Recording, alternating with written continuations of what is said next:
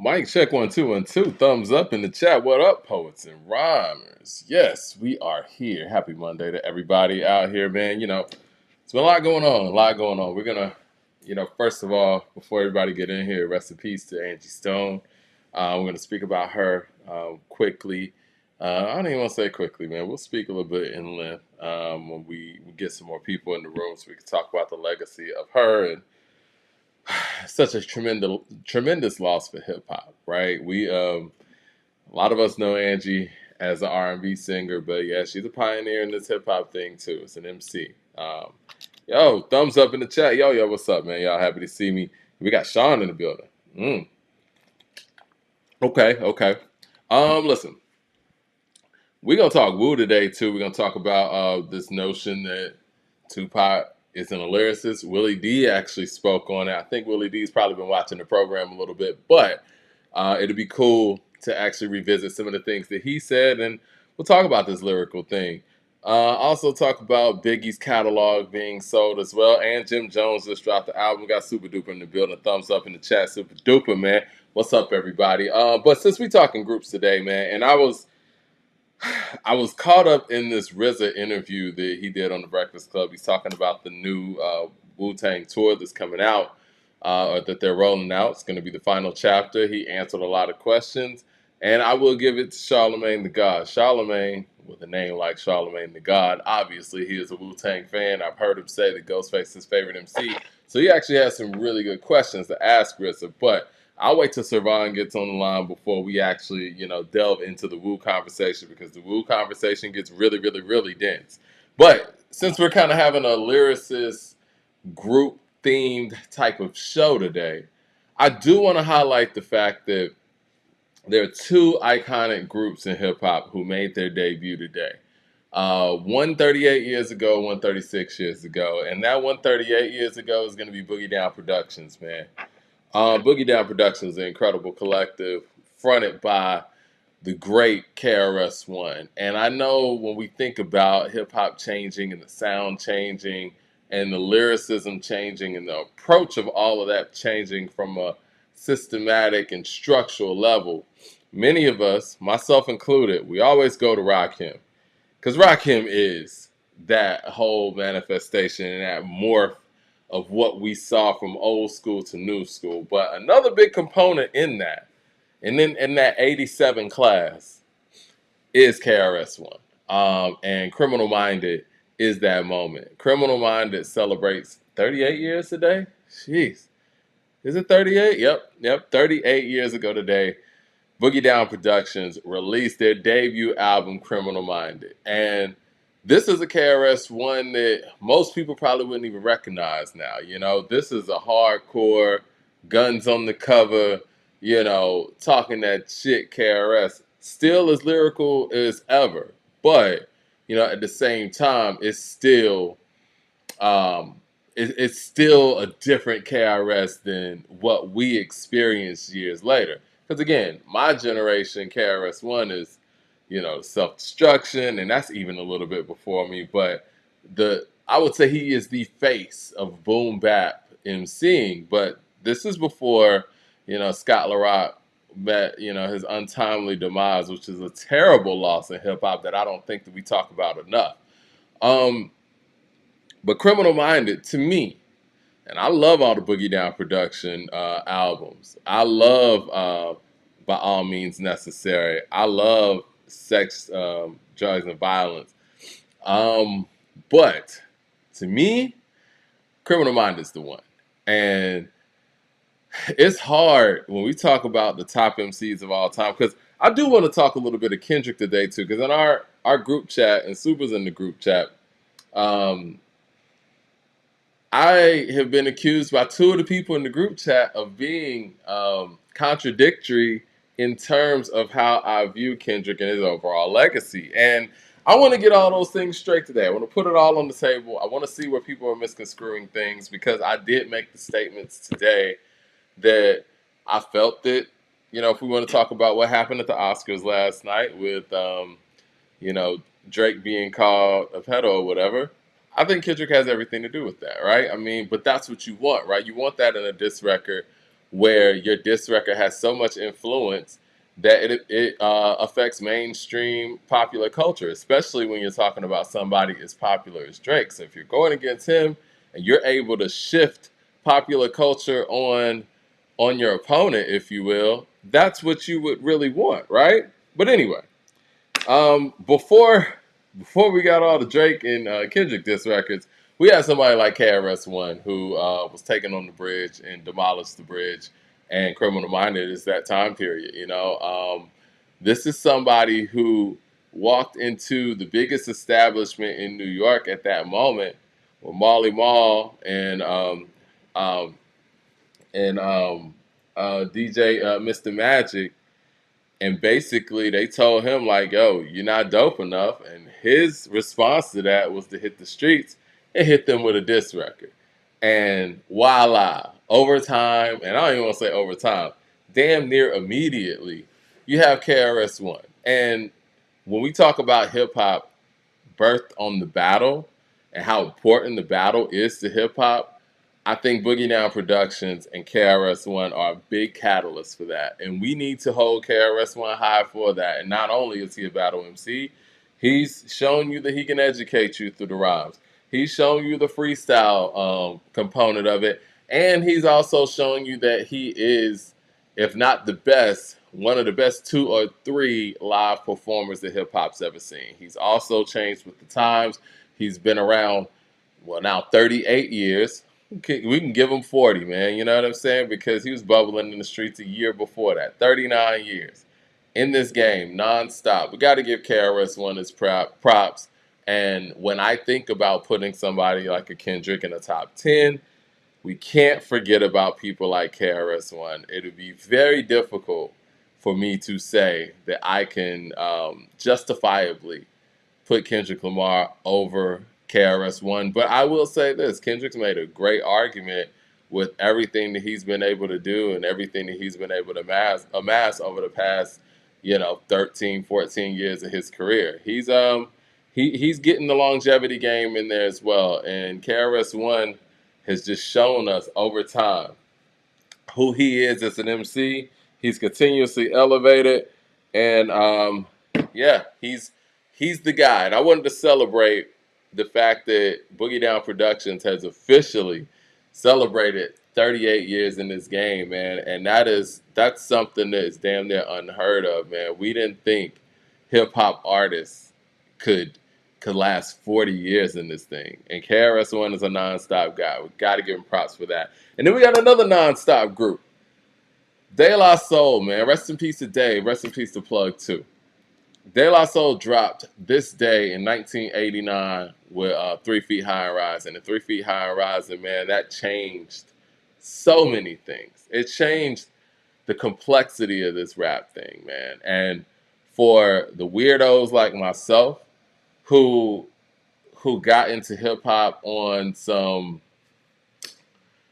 we're big Wu-Tang fans, I will say that, but big Tribe people, big Outkast people, big Native Tongue, where you see these hip hop artists and it wouldn't be weird to see them in your classroom too. You know what I'm saying? And they didn't have to go out there with, you know what I'm saying, this trumped up gangster type of image. And I hate to be cliche in that sense, but you guys know what I mean. Like De La, they tried to call them the hippie rappers or whatnot because they came on some different things, man. And when you think about the skit and the remixes, and shout out to Prince Paul, who you even see in his individual solo work and the things that he's been able to do as a producer, he's all about themes. I truly believe, even when I look at Outkast and how they were able to change as a group from album to album to album, I think that has a lot more to do with De La's influence than it does Tribe's influence. De La was damn near a whole different group for each album. And 3 Feet High and Rising to come in the game, especially at that time, in that type of way and making that type of music and taking that approach, it took a lot of balls. It took a lot of guts. And they continue to further themselves as a group. I think Posdnuos is one of the most underrated MCs ever, ever. talented lyricist that has been on so many different classics and been at the helms of so many different classic albums, songs, features, and everything, and never really gets mentioned in that brass. De La has influenced so many. They've influenced me to so many different levels and so many different degrees. When you think about creativity in this hip hop thing, it gets no better than De La Soul, man. Shout out to everybody in the chat, man. Let's get the whole show. Yeah, we could definitely do that, man. We got there's a lot of family trees out there, right? Thumbs up in the chat, everybody. We're gonna get real deep today. We got a lot to cover and a lot to talk about. There's a lot of family trees out there. NWA has a crazy family tree, and the native tongue family tree is ongoing and endless, really. But to be honest with you guys, it starts with De La. And this day in 1989, that proved a lot. The Jungle Brothers and De La. I don't want to leave Jungle Brothers out there because Jungle Brothers are extremely important to this movement as well. But when De La came and kicked down the door, me, myself, and I, with a legit hit in that space and an album to boot, it's just something special, man. I'm more of a De La Soul is Dead guy. I think that's their best album. But if we're being real about it, 3 Feet High and Rising has all the hits. And 3 Feet High and Rising, it might be a bit more ambitious, if you will, because it's the first one. You don't know if this is going to work. I remember seeing a clip of their release party back in '89, and everybody's there. And that was one of the things, too. We talk about lanes in hip-hop and everybody existing in their lanes. De La is one of those groups that came out and it showed you that everybody was supportive of everyone's lane. You don't have to sound like Kane for Kane to support you. You know what I'm saying? Now, there was a lot less collaboration back then, in relation to now, but everybody was able to exist in their own lane. And for the hip hop listener, you can have a CD of Big Daddy Kane over here, and you can have 3 Feet High and Rising over here. You can have NWA over here. You can have Takes a Nation of Millions to Hold Us Back over here. You can have Biz Marquis CD over here, and you're listening to hip hop. And that's not even counting, the different regions and things like that. And it wasn't an uncommon thing.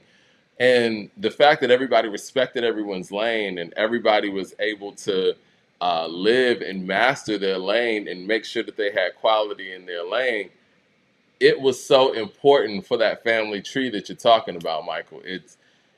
You see the different generations and different eras of artists that these ground level artists birth, and you see their children, if you will, and that's who populates the game. And then you see groups that come out that are a blend of a couple of different groups. Like I said, I feel like Outkast is a blend of Hieroglyphics, Tribe Called Quest, and De La Soul. You know what I'm saying? And when I would go with Hieroglyphics as like the rhyming style, I would go with De La as far as the themes and the creativity, the skits, and the approach. And I would go with Tribe as far as the attention to detail and quality and that chemistry between two MCs bouncing off of one another. You know what I mean? And being able to live and exist in their own space. But that's what made hip hop a beautiful thing. We might have had this conversation last week, but not to be on a get off my lawn type of thing, but the sounds consistently changing and people daring to be different is something that I think currently in hip hop we've missed. I can honestly say I don't feel like sounds have changed too much from now and 5 years ago or 5 years before that. Honestly, we talk about, the sound of hip hop in 2025. It's not drastically different than the sound of hip hop in 2015. And honestly, it's damn near the same as the sound of hip hop in 2020. And you think back to these times where, Boogie Down Production drops in '87, and which is way different than '86 and '85. 85, '86 sounds like Run DMC, LL Cool J, and Houdini, whereas you got Criminal Minded that's clearly on another page, right? And then you got '89 where you have a group like a De La Soul who comes in. And then 2 years later, after that, you have Cube solo stuff. You got You got people like Redman coming in the game, Common Sense from Chicago coming in the game. Sounds are very different, and this is when Drake's coming with the Chronic, which changes the sound again. People just got to be fearless in that sense, and I don't know if it's just the lack of, I don't want to say gatekeepers, but cultivators, if you will.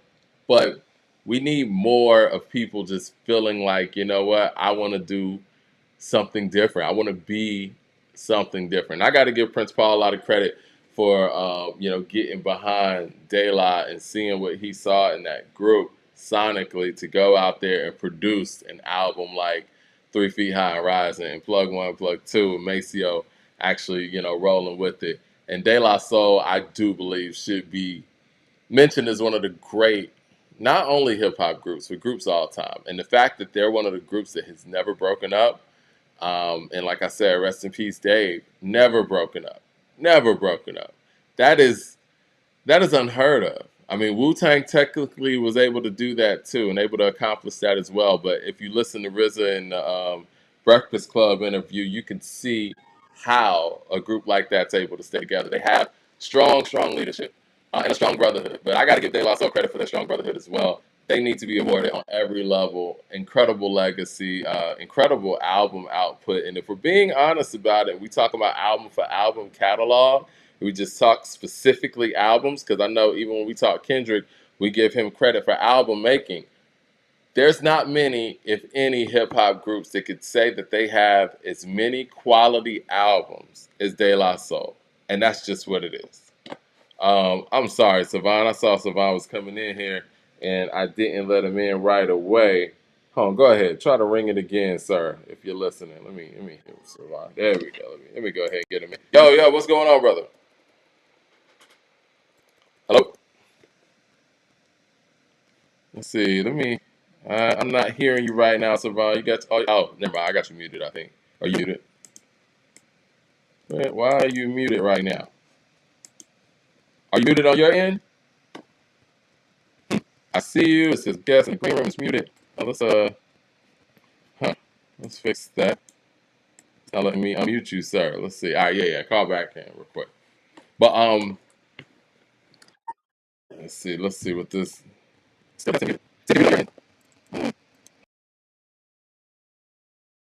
Let's see. Let me see. He's really in here. I got him in here right here. Yo. There we go. Also, No, you know what? It's crazy. I guess I've never done it like that before. Because usually, you know what I'm saying, I'll just, bring somebody right in. I guess once you're in the green room, it has you automatically muted. So, yo, what's good, man? How you doing? What's good, man? You was glitching for a little bit, Mike. It was glitching? Yeah. We good, though. What's good, people? I'm doing great, man. Thumbs up in the chat, man. Good to see you. Happy Monday to you. I was just rambling about the greatness of De La Soul, Boogie Down Production, and KRS-One, man.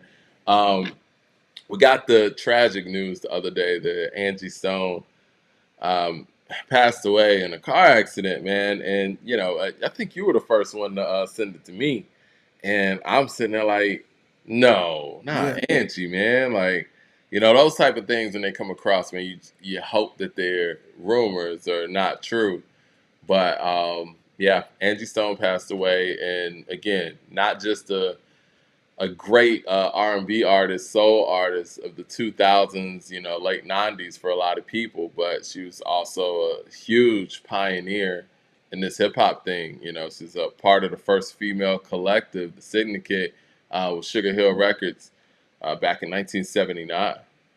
And I don't think she gets enough credit for that, and originally from South Carolina, by way of New York City, and a part of that powerful early stages of hip hop movement, man. What is some of your memories of Angie Stone? Before I go on, A lot of people love Angie for what she did in R&B and neo soul, but I think there's a lot of people that still are not too hip to her R&B past. I mean, her hip hop past, and getting why she is a hip hop pioneer. For the real ones who know, they know. For the ones that don't, is no problem. we can educate you. What makes her a hip hop pioneer is like not only was she a part of Sugar Hill Records, but her group, The Sequence, they were like the first female group to go gold. Around that time, early beginnings of hip hop and whatnot, where you have the MCs being recognized, there were a lot of records that people were just doing that were just kept within the the neighborhoods or within the region of the tri-states or whatever, but it never got out to the world, being that they got out to the world as the first female group to go gold. I mean, it was an amazing feat. I know a lot of people give a lot of credit to, you know, to Salt and Pepper, which is like, there's no knock to Salt and Pepper. They were great, but before Salt and Pepper, we had the Sequence, and the Sequence was dope in what they did and being recognized nationally to be able to go gold. Another cool I'm thing sorry, I about said it, the Signature. I meant the Sequence, man. I'm thinking about, there's another female group out of Chicago. Yeah, yeah. Go ahead. I'm yeah, sorry. That's Shauna's group. another yeah, another dope thing about the Sequence is they don't get the credit for what they did as far as pioneering in hip hop, not only with doing that as going gold and status on the record, but they wrote for Sugar Hill Gang. And we always give credit for the Sugar Hill Gang for what they did in hip hop, and they're pioneers. But if these ladies were behind the pen as well, I think that's even bigger, that we recognize Sugar Hill Gang for what they did. But we have this female group here that was penning some of this stuff, like Apache or Eighth Wonder. You know what I'm saying? I think that's amazing. You're a part of hip hop. You're a hip hop pioneer. You pinned that. Not only did you do that, but you also was the first female hip hop group to go gold. I mean, that right there puts you in hip hop history alone, and Yeah. that's not talked about enough. And the reason why it's not talked about enough is not due to just like it being swept under the rug from people in hip hop. It was more so, this was said out of Angie Stone's mouth herself in a 2019 interview with the Breakfast Club, that the label, when she was to go solo in her R&B career and everything, they rebranded her totally, and they didn't want her to speak on her hip hop past. For what Mm. reason, she don't know. They want to repackage her, not as Angie B, but what we now know as Angie Stone. And it kind of like, if we weren't told about that hip hop past, or wasn't there to really know of that, Mm. then these new listeners to hip hop, they're not gonna know those stories. It starts with other female rappers when they get into that. But the truth is, she was a part of Sugar Hill Records. She had the group called The Sequence. They went gold. They wrote for Sugar Hill Gang, but this was things that she wasn't able to speak about solely. And even that song that went gold, the record that went gold, Funk You Up, Yeah. that has been referenced in records we know of today. One of the first things I remember is Keep Your Heads Ringing, Dr. Dre. He got that Yeah. verse, funk you right on up, Yeah. and Ring, that's from that ding, record. dong. Yeah. And she got paid for it. She got paid from it, but she often expressed like a little bit of disdain for Bruno Mars, because he did an interpolation of that record for Yeah. Uptown Funk, but she never got paid from it. And he has also said in the interview that that was an influence, but she never got paid. And she kind of stepped down from talking about it as much, because she was actually catching flack for her speaking out against that, when she actually deserves a piece of that if it's an interpolation of her song. Yeah. And he's even said that that was an influence, but I don't know what the issue was with that, but she never got paid. But That's crazy. not only she has an amazing hip hop past, but she had an even greater neo soul and R&B time as well. She was a part of a group, and then she went solo, and she had an amazing career, 40 plus years. And I think that hip hop past of Angie Stone needs to be recognized, and her tree that comes from that, because she has kids that are of music. Her son is a rapper, her daughter wanted to do music, and she's always gave praise to like Snoop and everybody, and around there that kind of show love. Her and Snoop has a record together, and she said that it was kind of a thing where Snoop wanted her to work with his daughter, who wanted to be a part of the industry, and Mm. in return, Snoop worked with her son. You know what I'm saying? So she always had those ties with hip hop, as far Yeah. as what we know as her as a neo soul. But she's in hip hop, and she's solidified, and I think that needs to be spoke about more. And we probably was going to get that, because they were trying to do a biopic. She spoke about it back in 2019, but I don't know what the comings of that was, what was going to happen. it still said it was in development. I still don't know if that happened or not. But I mean, if that's gonna go forth or not. But yeah, man, that's hip hop history, and Yeah, she's it really is. And I wasn't abreast of, Angie's hip hop past maybe until like maybe about might have been about 7, 8 years ago. But while she was on her R&B run or neo soul run, I had no idea. You know what I'm saying? And a she lot of is, people do. That's no yeah, knock to you.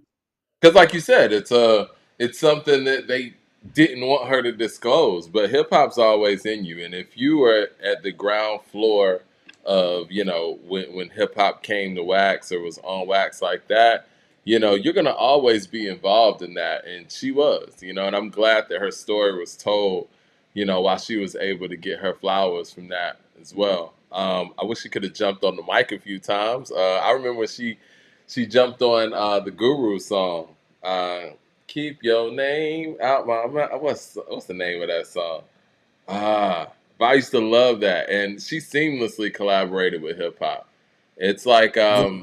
it's so many artists from that era, and when you think about Erica Badu and the fact that she was a rapper first as well too, it's interesting that many of those neo soul artists, have origins in hip hop, but Angie's origins are very special because she comes from. Now, I didn't know that she was writing for the Sugar Hill Gang. I would think that Sylvia Robinson, the head over there at Sugar Hill Records, would have made sure that the sequence was, going to be that big deal. Do you know what happened with their deal and why things kind of went awry, or was that just more of a Sugar Hill Records Well, thing falling apart? I know I know she that this is parts of the story of her past that we got out. There was so much more she wanted to share about the inner workings of her 40 plus year span of career. I Mm-hmm. don't really know the details of why she got off that, but I do know she did venture off into R&B, in which she had a trio group that she had. They came out with 2 albums, and after that second album, they split up, Okay. and then it went into her solo career. But another thing about this with Angie too is like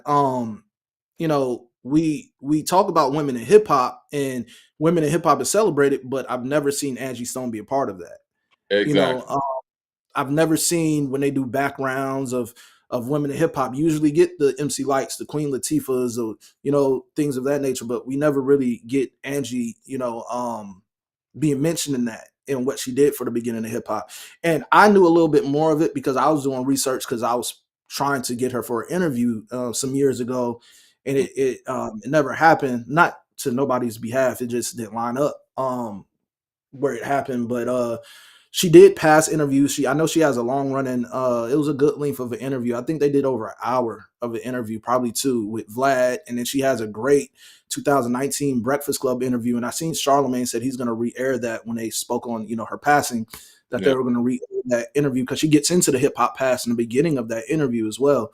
But she also said in her shows she always kick some rhymes or whatever within her shows. And I know with her passing is the details of that story says she was heading to a show for CIAA. Mm, And here's okay. another thing that I feel that needs to get some recognition as well.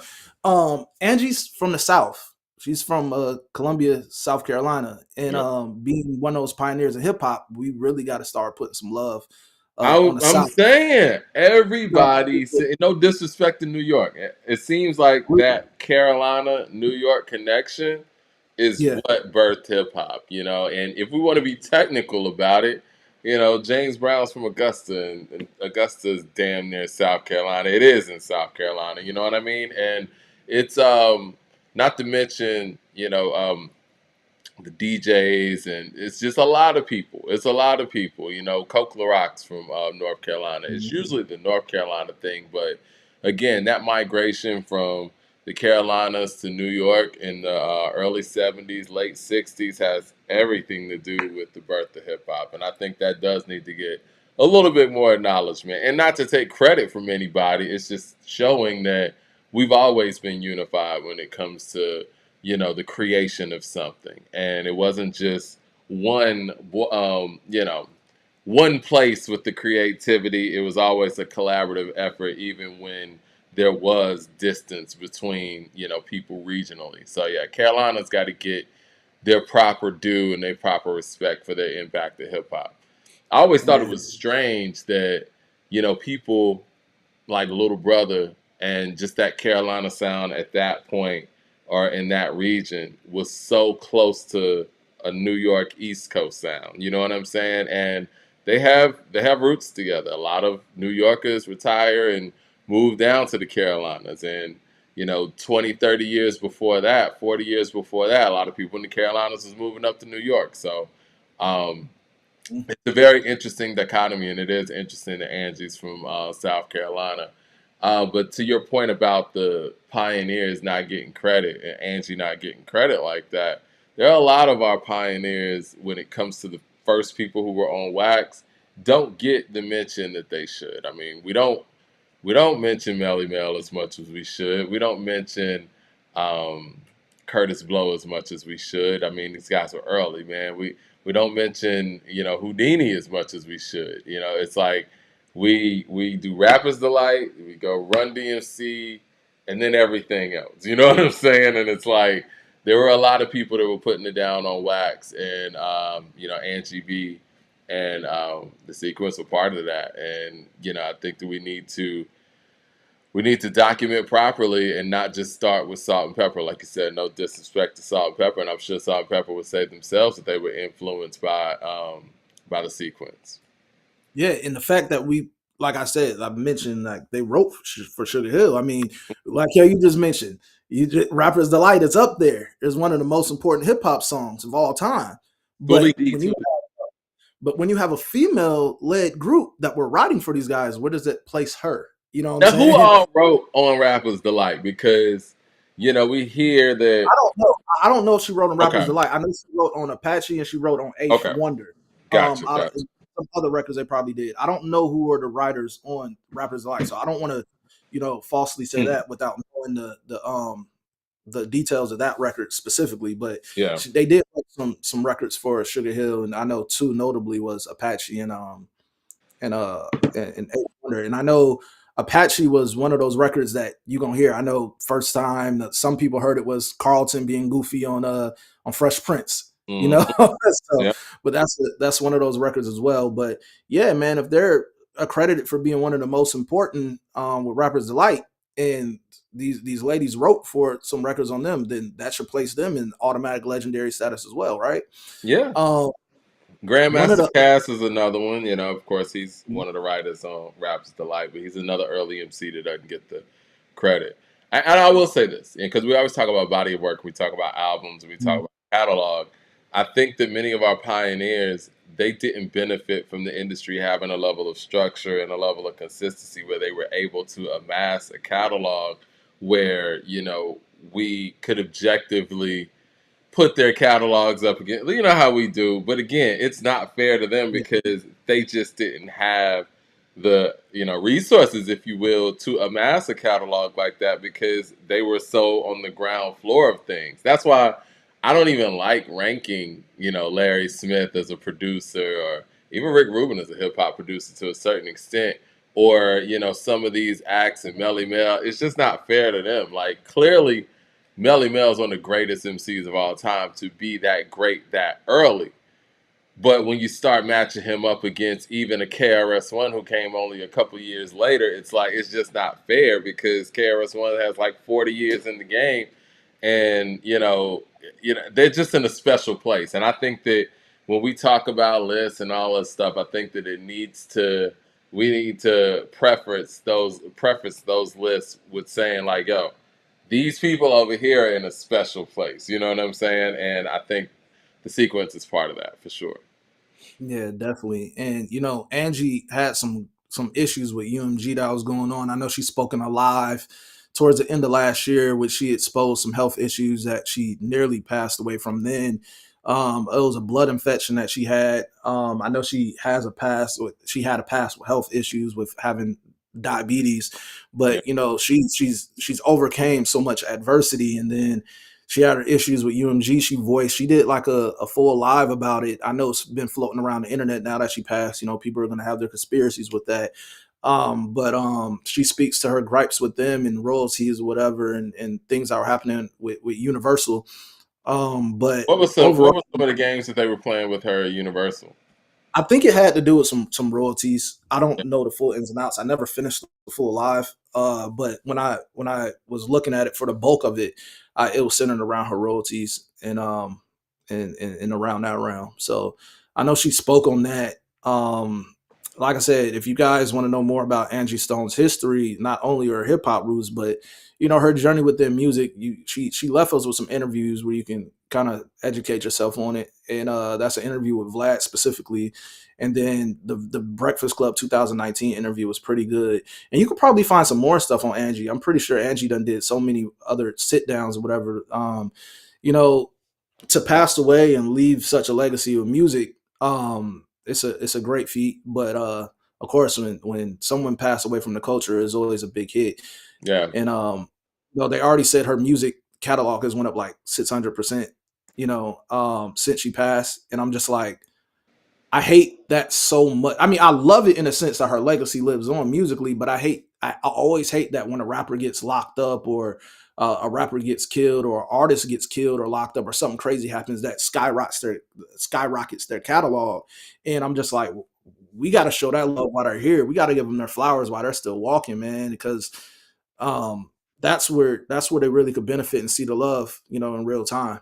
But I hear she had a podcast. That's what Super saying. So I still didn't know. well, I didn't know either. I mean, she had a lot of information to put out there and a lot of history with her. And you hate, man, it's so tragic, and it's so much that passes on with the person, their knowledge, their history, and their experiences. And I'm glad that she was able to, start her podcast and do these interviews so that her information can actually be out there and her perspectives can be out there and her history can be out there. But, as cliche as it sounds, people do live on through their music, and, we'll always be able to, you know, uh, press play and hear her greatness and hear her talents. And, I want to thank Angie for her life and everything that she brought, to the world and to the game. And, and support her offspring to actually bringing something to the game musically as well. So, as far as, what's going on with Universal, it's just unfortunate, man, that artists give their whole lives to these companies, and they just can't get a fair shake, even when you've been in this industry for decades, and in her case, over 40 plus years of Yeah. experience there. I don't know if it was about masters or if it was about just individual royalties that she was owed, but it's just a Yeah, I shame. know she goes into detail on it. She waited till she got a good amount of people on there, and she Yeah. went into detail about it. I didn't get to peep the full thing because it's kind of lengthy in time, but she gets into it. Angie was always vocal. She was never disrespectful in those places where we could see the interviews or whatever when she spoke on the things. But she gets into it. She was fairly honest and upfront about things and transparent. So, if you guys could check it out, it's on the internet, it's there, man. And she has great bodies of work. And, in the beginnings of what they're starting to consider the title Neo Soul, I mean, what she contributed. I personally like her second album more than the first one. Hmm. Um, I think the second one had Wish I Didn't Meet Love You Anymore or whatever. That's my record. That's my joint. Just Hmm. the music, the sonics of that record is crazy. The background vocals on it, I love that record. When I was DJing and I was doing R&B mixes and whatnot, that's a record that I could say that I play no matter what. That and Lauryn Hill's Doo Wop, I play those records all the time. But I Incredible. listen to a lot of neo soul. I listen to a lot of R&B. I like the new neo soul artists. Like Tanneril, and I know there's an artist she signed to OVO, and she's pretty dope too. And they have more of a Sade sound. If you guys want to check them out, if you guys are in the neo soul, I don't want to say her name incorrectly. That signed to Drake. I think it's Naomi Sharon or something of that nature. Yeah. But yeah, she's with OVO. She has a great sound, great music. And there's another artist called Tanneril, and she's of that neo soul sound. And I know they both kind of weirdly has a Sade sound. It's crazy, both of them. Hmm. But their music is still well written, and it's just so well. So if you guys are still into the neo soul and whatnot, that's a alley oop that I'm throwing to go check those two artists out. But yeah, man. Angie had a successful career, man, and she was still Yeah. touring. 63, still touring. She was about to go do a halftime show, man, somewhere Damn. in Carolina, and like I said, man, and she sounded great still at Yeah. 63, man. For an artist that just, I remember seeing Jill Scott when she was doing the anniversary, I think, of her first album, Mm-hmm. and she sing live, no, with a band, and she held it down, and I know we was talking in the chat about, R&B and things, and how that went. But man, if you ever got a chance to go check out these artists, or will have a chance in the future, go check out Erykah Badu, go check out Jill Scott. These individuals give great performances, and I had the pleasure of being able to see both. So I didn't get the chance to see Angie, but being that I went to go see, Lauren, and I seen Lauren actually when her and Nas was on tour, so I got to see both of them on tour. Oh, cool. And then I went to go see. I've seen Erykah Badu, and I had the opportunity to see Jill Scott, which was the most recent out of all of them that I went to go see. So, man, just go check out the interviews, man. Go if you want to go back and visit Angie Stone's music, do so. Her legacy in music lives on, but there were some things that I think she was fighting against, music industry wise, as far as the label stuff, with UMG Dow still going, but her contributions in music will not go unnoticed, and her bodies of work stands the test of time, hands down. Rest in peace, Angie Stone, and you'll always be remembered, man. Speaking of catalog stuff, have you heard what's going on with Biggie's catalog? Not fully. Hit me to that, man, All right. because Well, I the Hollywood Reporter has reported this, and I'm just going to read the article real quick for people. It said Notorious Big's catalog sale is in the works. The late rapper's publishing and publicity rights have suitured Primary Wave with the asking price of 100 million to 150 million. So the music, name, and likeness of Notorious B.I.G. will soon have a new home at the late rapper's estate. Is close to signing with a deal with Primary Wave, the Hollywood Reporter has learned. According to multiple sources, publishing rights to the Brooklyn Legends catalog work are on the table for 100 million, as are his master's rights for a slightly higher price, another 30 to 50 million in insider shares, both including publicity rights, which cover his individual's name. Christopher Wallace was B.I.G.'s legal name, but he also went by Biggie Smalls and Biggie. Image, voice, and other identifiable characteristics like key verses and lyrics, master's rights, including actual recorded works, as opposed to the compositions or songwriting, covered under publishing umbrella. The deal is said to encompass 50% of both publishing and master's rights, with the right of with the right of publicity included. While the transcendent price is unclear, let's see. All right, Biggie will join an already impressive roster of legends on Primary Wave, including Bob Marley, Whitney Houston, Stevie Nicks, and Luther Vandross, whose Sony Music Vision produced documentary Luther, Never Too Much, was recently picked up an NAACP award, including Best Documentary. All right, so representing the estate of the Notorious B.I.G., who was shot in 1990, is Mark Pitts and Wayne Barrow, the two co-founders of Bostorm Entertainment. First became familiar with the future icon of Bad Boy Records, where Pitts had interned for Puffy. Okay. All right. So basically, everything's on the table with Biggie. His likeness, his name, lyrics, music itself. And a lot of people are feeling a way about this because his mother passed about, what was that, a week and a half ago? 2 weeks? Yeah. And by most people's common knowledge, I don't know this specifically, many people feel that the ownership of the estate went from his mother to the children, or supposedly to the children, and now this is on the table. So, I don't know. It's one of those weird things in the music industry where it does feel that the only barrier between this thing happening sooner was his mother, and you would have to think, based on this move being made like a week or two after her passing, she might not have been with this deal.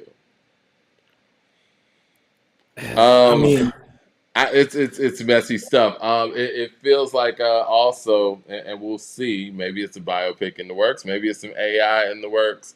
I know they had a metaverse concert for Biggie a couple of years ago. Maybe they were testing the waters with that.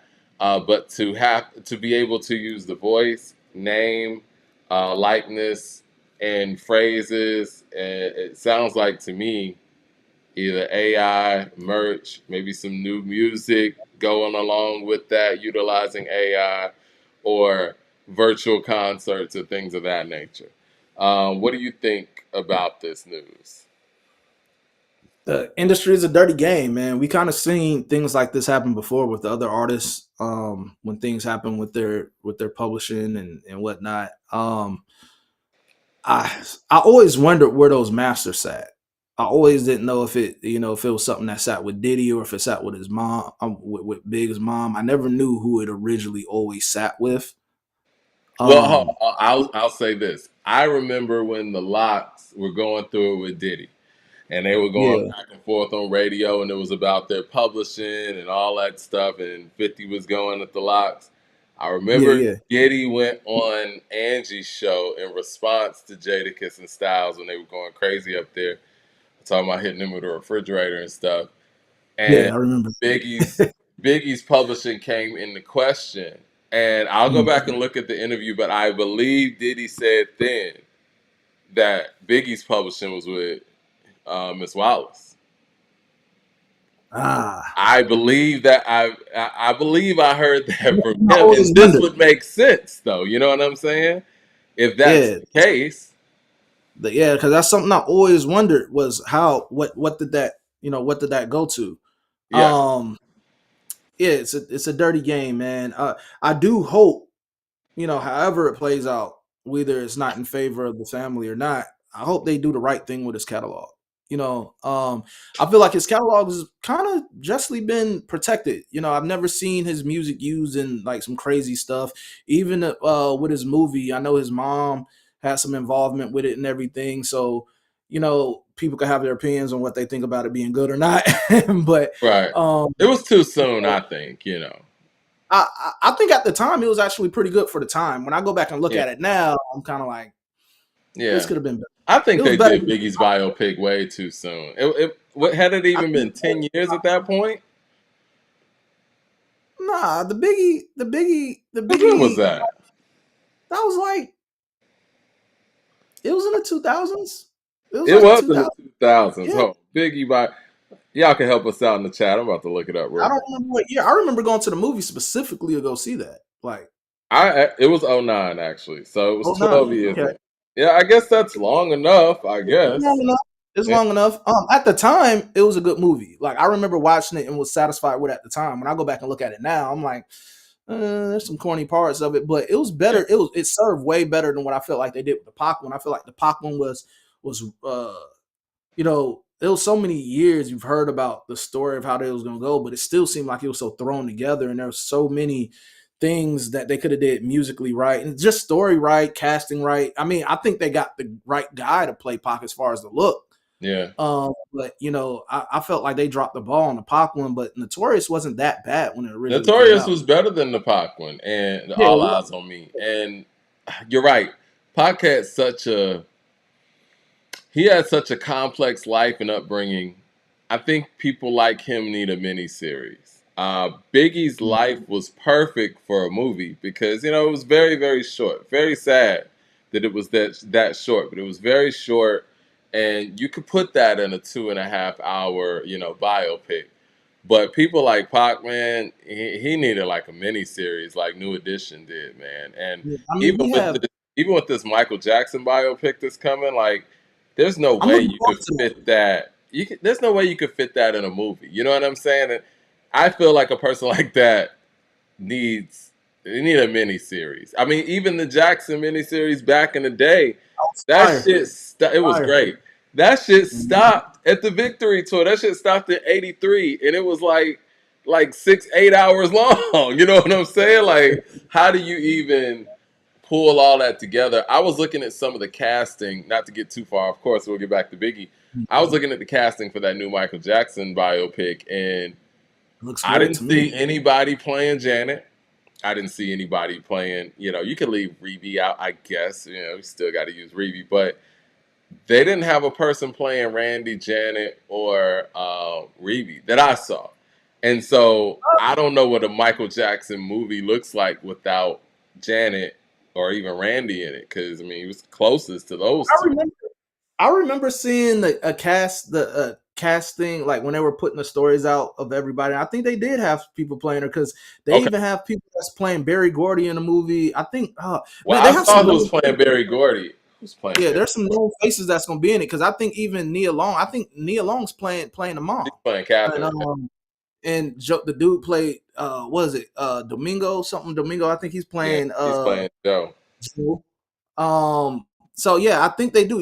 I think you could go find a cast out there. I think they did place it out there where they have people that's Yeah, gonna I be playing looked them. at it. I didn't see anybody playing Janet. Now, I mean, I don't know. Maybe they didn't have the I person think yet, they. but I we'll think see. they did. We'll see. But I mean, yeah, the casting was spot on. Honestly, even with his nephew playing him, I've seen clips. I mean, pictures of his nephew playing him. Man, I ain't gonna lie, he looks like Mike. I'm looking forward to it. yeah, But yeah, like how you said, it's trying to fit a life of that into one motion picture is a lot. yeah. Pot And and I Big think could. that's where they fell short on the All Eyes on Me biopic because it was just too much to be able to cram in there. I think they had a better I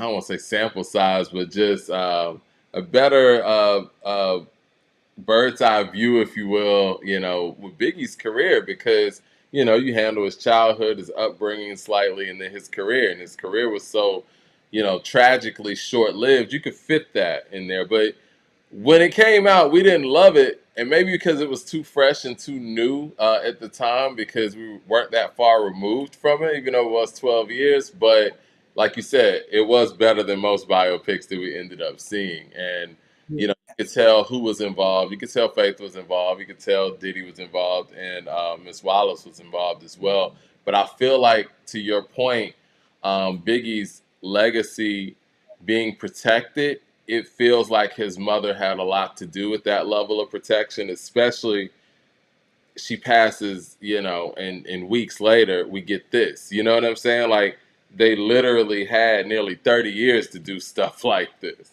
And Yeah, it hadn't been done. And like you said, I hope that they do right by his legacy and his catalog and things of that nature. But it makes me feel like they're not going to because if you don't involve the family, unless the kids are involved, which could be a factor, but I think the family definitely has to has to be involved, man. Are you familiar with that MF Doom situation? no, I'm not. Okay, so a guy who worked with Doom, a producer, I believe, and correct me if I'm wrong in the chat. He had 32 of MF Doom's notebooks, and the family wanted the notebooks back. Been fighting for the notebooks back. His widow's been fighting for the notebooks back, and so in a statement, and I'm paraphrasing here. I got the statement here, but dude basically was like, basically, I feel comfortable that that Doom's widow is gonna do right by his legacy and this and that. Like, who are you to make that decision?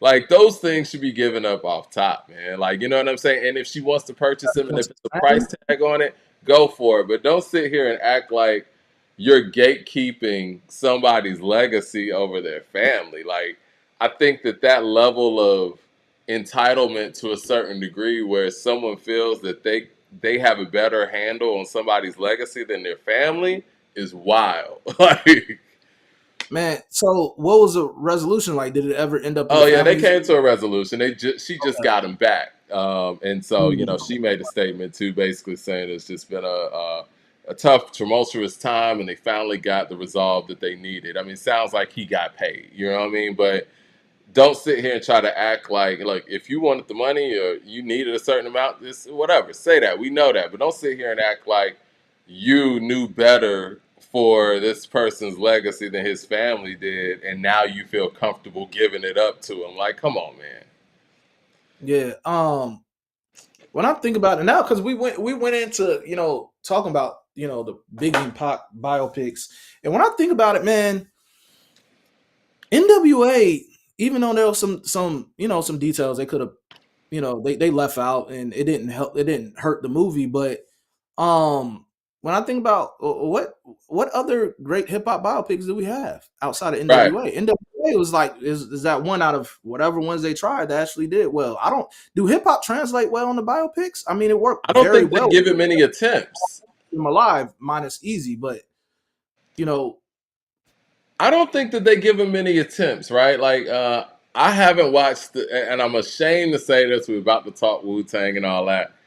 I didn't watch the Wu Tang series, and many of you out there have told me over and over to watch the Wu Tang series. I think that I'm such a fan that it's never going to be right for me, so I just kind of leave it alone. You know what I mean? And that's not the right attitude to it have. was sorry to interrupt. My it, No, go it was ahead. pretty it was pretty good. I feel like towards the end they kind of rushed it a little bit. Right. You could easily got another season out of it. But there are some things that that could annoy some people. Like one of the things being the dude they had playing RZA. You know, Yeah. he's he's a one of those guys who's kind of known. I think the dude who played the RZA, he was in a movie named Moonlight. I never Hmm. seen that, and I seen he was involved in something else. I seen him in something else. I can't remember, but People in he the played chat the to help, RZA. but I know we're live. It's Yeah, difficult to remember so, stuff when so you're live. yeah, it was the way he was talking, like the RZA voice he was doing. It was kind of annoying, man. It was like, Yeah. uh, but Those are the things with biopics, man. It's like, and that's why I'm more of a biography or bio, not biopic, but documentary. Excuse me. I'm more of a got documentary person than a biopic person because when it comes to biopics, they gotta make a movie, right? So they're going to have these falsified dramatic moments like in the NWA movie. Do I believe that Dr. Dre stopped the California Love session and then went into the studio and started beating up Bloods and Crips and stuff in the studio? No. You know what I mean? Like, but or when Dr. Dre was at the keyboard and started playing G Thing and Snoop walks down the stairs 1, 2, 3 and to the 4. Like we know it was a sample, Dre. We know, you know what I mean? Like those are things that are dramatized where it's like, come on, man. But Yeah, they definitely made Dre look like the hero. It was definitely a Dre story in there. But overall, man, like the casting of Easy E was great. oh yeah, for sure. What was his name? Jason Mitchell, he did a great job playing Easy, hands down. And that opened up his acting career. I mean, then he went to the Shy, but whatever happened with that kind of drove it down a little bit, whatever happened Of behind the course. scenes. The reason why he was recognized is what he did is playing Easy E. He killed that role. Cube's son did a good job playing him. Of course. Honestly, the casting wasn't bad. But yeah, man, the Wu series was pretty good. I mean, there are some things that you know could have been better, or some stories that they could have included. Of course, it sort of makes RZA look like, well, I ain't gonna say it over exaggerates RZA, because I think what RZA's part was in Wu Tang was so great that I mean, the but Breakfast Club interview really yeah, it intensifies that, man. I will say this, man. RZA, and we're gonna get to Wu Tang and RZA's interview. RZA is the yeah, greatest leader in hip hop history, group leader in hip hop history, and yeah, yeah, it's just so much. Matt Max with the super chat. Finally get some super chats in here. I thought it wasn't working for a second, man. no, Matt Max says Wu Tang's biopic was fire. My mom's Jax Wu off that series. He jocks Wu off that series. Now she's playing them almost as much as she bumps her R&B. That's what's up. I love to hear that. He also says, Matt Max also says, and wait till X gets his biopic. That's gonna be that fire. would All be right. dope. That would This is the actually be thing, dope. man. I like I said, I'm more of a documentary person than a biopic person because a lot of the times when it comes to biopics, we're going to be looking at, oh, does this person look like this person, as opposed to if that person could play the role. Like we were watching this weekend, we were watching Tina Turner's "What Love Got to Do with It" biopic or whatever, and Lawrence Mhm. Fishburne looks nothing like Ike for real, but he played the hell out of Ike, and Yeah, so I mean, that's what really matters.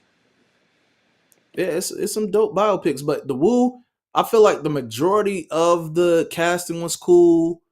I felt like buddy who did Ghostface gave the attitude. I don't know how I felt about that one fully. I think Dave East did a good job at Meth. Uh, I think Shamik Moore, I think that's his name. He did a good job playing RZA. Who is Joey? Joey was man, and Joey wasn't on there the full series, I believe. I think he Yeah. only did the first season, and then they replaced him. I would I love forgot to who see a DMX biopic though. I think that is Joey honestly. wasn't on there the whole series, unfortunately. I don't know what happened to why Joey didn't end up finishing the whole thing, but that was kind of like a switch that I didn't notice until I was like, oh shit, Joey's not on here no more. But but they did good, man. They did good. I mean, especially the old boy who played ODB, man. He killed ODB's role, man. I know some people were complaining. It was like, man, why they didn't have his dad? Have his son, playing him, whatever. And RZA said in the Breakfast Club interview today, his son, is gonna be doing his verses while they're on Yeah, tour. And he's he said been performing with them for a while. Yeah. he's been killing it. But the guy who played ODB, dog, like he was dope. He really killed playing ODB's role on that biopic. But I mean, and that's serious. And I think you should check it out. I mean, there are some things that already some Wu members have debunked, and some have Yeah. confirmed. Like the shootout that Ghostface talks about with what was the With group? Ray? No. He was in a shootout.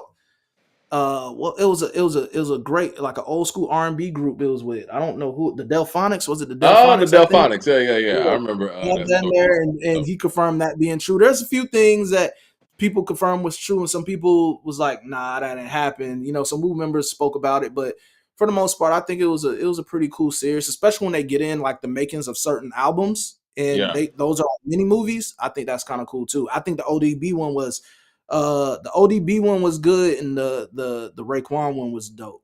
The Purple Tape episode. Man, listen, Purple Tape, and we're gonna get into this when we talk RZA or whatnot. Purple Tape is, to me, the greatest Wu-Tang album ever. But I love Dirty's first album and the second one. But to me, it is a miracle that they were able to record this album. I would love to watch that episode alone. Every time I listen to Dirty's 36 Chambers, the Dirty version, his first solo album, I'm like, I can't believe that they recorded this album. Like, as a producer, how are you able to lock in with somebody who doesn't lock in? You know what I mean? And they not only completed an album, they actually made a great album. They got classic singles on it too. It's really incredible. RZA has a Yeah, lot of incredible production jobs, and to me, that's one of those that's at the top of the list because when you hear the stories about what all it took for people to get Old Dirty to record one single verse. It's like this nigga did a whole album on this guy. It's incredible, man. Now, some questions in the chat that I'm seeing. Are we at a consensus that NWA has hip hop's best biopic? And what is hip hop's best documentary? Off the top of my head, A Tribe Called Quest Beats Rhymes and Life is my favorite hip hop documentary, but I need to think about it a little bit further. But as far as biopics, I will give there's NWA's credit, even though I don't even on a scale from 1 to 10 with biopics.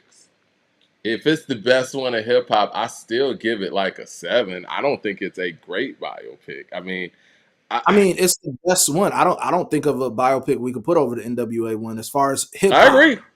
There's some great R&B and Yeah. whatever whole like Just hip hop. biopic. Just hip hop. NWA takes that number one spot because I don't think of one you could put over it. Now there's some great documentaries. Some ones that I know you guys are naming past shows. I haven't had the chance to check it out. I like what they did with Nas's documentary. Oh, of course. I like I actually Which like one? the You Rock talking about Times of Stillmatic? is Illmatic. Okay. Yeah, was that the one that came on like Showtime? Or it was one of those premium channels that they did. Yeah. Yeah, that one was pretty good. I actually like Roxanne Shantae's biopic. Her biopic was dope. Yeah, that was Forgot on about Netflix. That was dope. I like Tupac Resurrection. I think somebody put that in the chat. I remember going and seeing that and when that was in the movies, and I think that and it was narrated by Pac himself, which was dope. I think that gave a good idea of that. I did not get to finish Pac's Dear Mama documentary, but so far so good on that one. I think that was one that was done with Fuse, I believe, or one of those channels. I don't remember, Mhm. but he had a Dear Mama biopic. I mean, not biopic, but documentary. Um, Somebody else had a dope documentary. Mad Max with the super chat says actually LL needs one before X and Rakim and then X. And I Yeah. mean, not to interrupt you, I'm with that, and I have this in my notes too. I think LL Cool J is the artist that needs that biopic. I think that for whatever reason, and it could be a publishing thing, it could be the labels and all of that stuff and likeness, like what we're talking about with this Biggie thing. But I think that there just hasn't been enough people to say we're going to do a biopic on such and such. I don't know why we don't have a Run DMC biopic. I don't know why we Mhm. don't have an LL Cool J biopic. Shit, I know Master P was working on his own for him. Like Master P could have a biopic, DMX could have a biopic. Shit, even Lil Wayne or the Cash Money collective and that whole label and that movement should have a biopic. Like there's so many people in hip hop that could have one but just don't do it. And I think it's because no hip hop artist wants to feel like their story is completely over.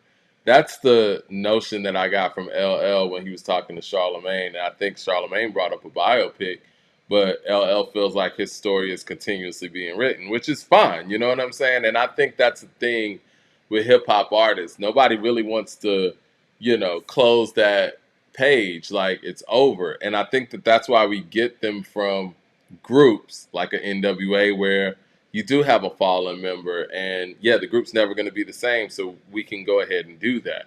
I would like to see a Slick Rick one too. Thumbs up in the chat, everybody. We firing it up right now. But Yeah, yeah, it's I good. mean, but DMX would be a perfect one if we, and like I said, I can understand people like LL saying like, "Yo, I don't want to do my biopic now because my story's not finished." I get that, but we could do a Run DMC because Jam Master Jay's not here, and I don't know. I feel what LL saying on that though, because a lot of people feel like when you start doing biopics, it's like when somebody passed away, that's usually when you get them, or when the career is all said and done and they hang up Right. the mic. But honestly, I feel if you want accuracy to be the way you want, I think you should have try to get that done while you still could have the involvement, because once you pass away, man, who knows who or whatever happens, who knows who's going to carry that and highlight that legacy in a way it needs to be highlighted. I mean, one thing I would like to say about LL though, seeing an early LL, and if it's not really a biopic of LL, but it's like it gives a good glimpse of what early LL was. I think it was a Crush Groove. You Yeah. know, the run, not the run, but the Russell Simmons. The Russell Simmons story and all that. Hmm. Essentially, I think that was a good seeing him in there or whatever. But yeah, there's so many people that deserve documentaries. I think a Ets documentary will serve better than the Ets movie, because I don't think we'll ever be satisfied with who we get to play Ets. you Yeah, know, and to Mad somebody Max's trying to do his point, voice and stuff, like I don't know, man. there's two initiatives, right? Like when it comes to biopics, those are for the general public, and those get people drawn in that weren't fans before. Like Mad Max is talking about his mother is, what I'm saying, listening to Wu-Tang now based on, what I'm saying, that biopic or that television show and those depictions, Yeah. because again, you're making it entertainment and people are able to follow a movie. The documentaries are for nerds like myself and who already know about the group Well, but you could want you to could hear more about it. You know what I'm you can saying? get So more details of the documentary. You know what I'm saying? Because you could yeah, run it in a series, or you could have people that was involved in their life and around them be able to give their take on certain stories and things. So you're always going to get more in documentary than what right. you would in a movie, because you're trying to put somebody's life into one like to 2 hours at the max. And there's going to be things that are going to be missing. There's going to be things that Yeah. you could have included, or there's going to be a problem with casting or whatever. So yeah, certain people, I feel like you get documentaries. I seen somebody in the chat say like a Prince documentary. I mean a Prince biopic. The closest we got to that was Purple Rain. In a sense. But I like the Bob Marley documentary, but there's still so I much didn't that was. watch that. How was I that? It like was good. it was good in my opinion, but I believe the documentaries capture more about Bob, because there's so much with Bob. It's such a loaded Yeah. story within Bob alone that I don't think that the the movie did a lot of justice, but to the whole story of Bob. But one thing I could say is within that Bob story, it was like a timepiece because where it starts off on the concert after he had got shot. Uh, So it's like a timepiece biopic. But and I know some people had some pushback. I know some one of the the mothers of his child had a issue with how certain things was depicted or of course, how many women he was involved with and certain kids left. It was a lot of stuff. I mean, the family was still involved in it. His wife was involved in it. well, The family kids, don't always agree, but yeah, I yeah. mean, you're I not mean, going but to get that's everybody 100% on board. Now, I will but say this: it was that good. It was good in my it opinion. was good. I'm gonna check it out. The Aaliyah Yeah, biopic was horrible. The I like it. TLC biopic was horrible. I Oh nah. no, I like the TLC. I like the TLC joint. Did It could you? have been. All right. It wasn't Um, bad. It wasn't I bad. didn't like the Aretha Franklin one, and I hate that because I thought Jennifer Hudson was perfect for it. I know that Aretha wanted Jennifer Hudson to play her. I think that the problem I have with that biopic is it stopped in like 1972. You know what I mean? And I'm like, why? You know.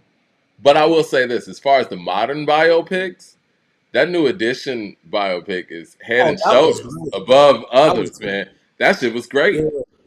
Yeah, yeah, It that was was it was phenomenal. Like the casting was great, storyline was great. The performances were great.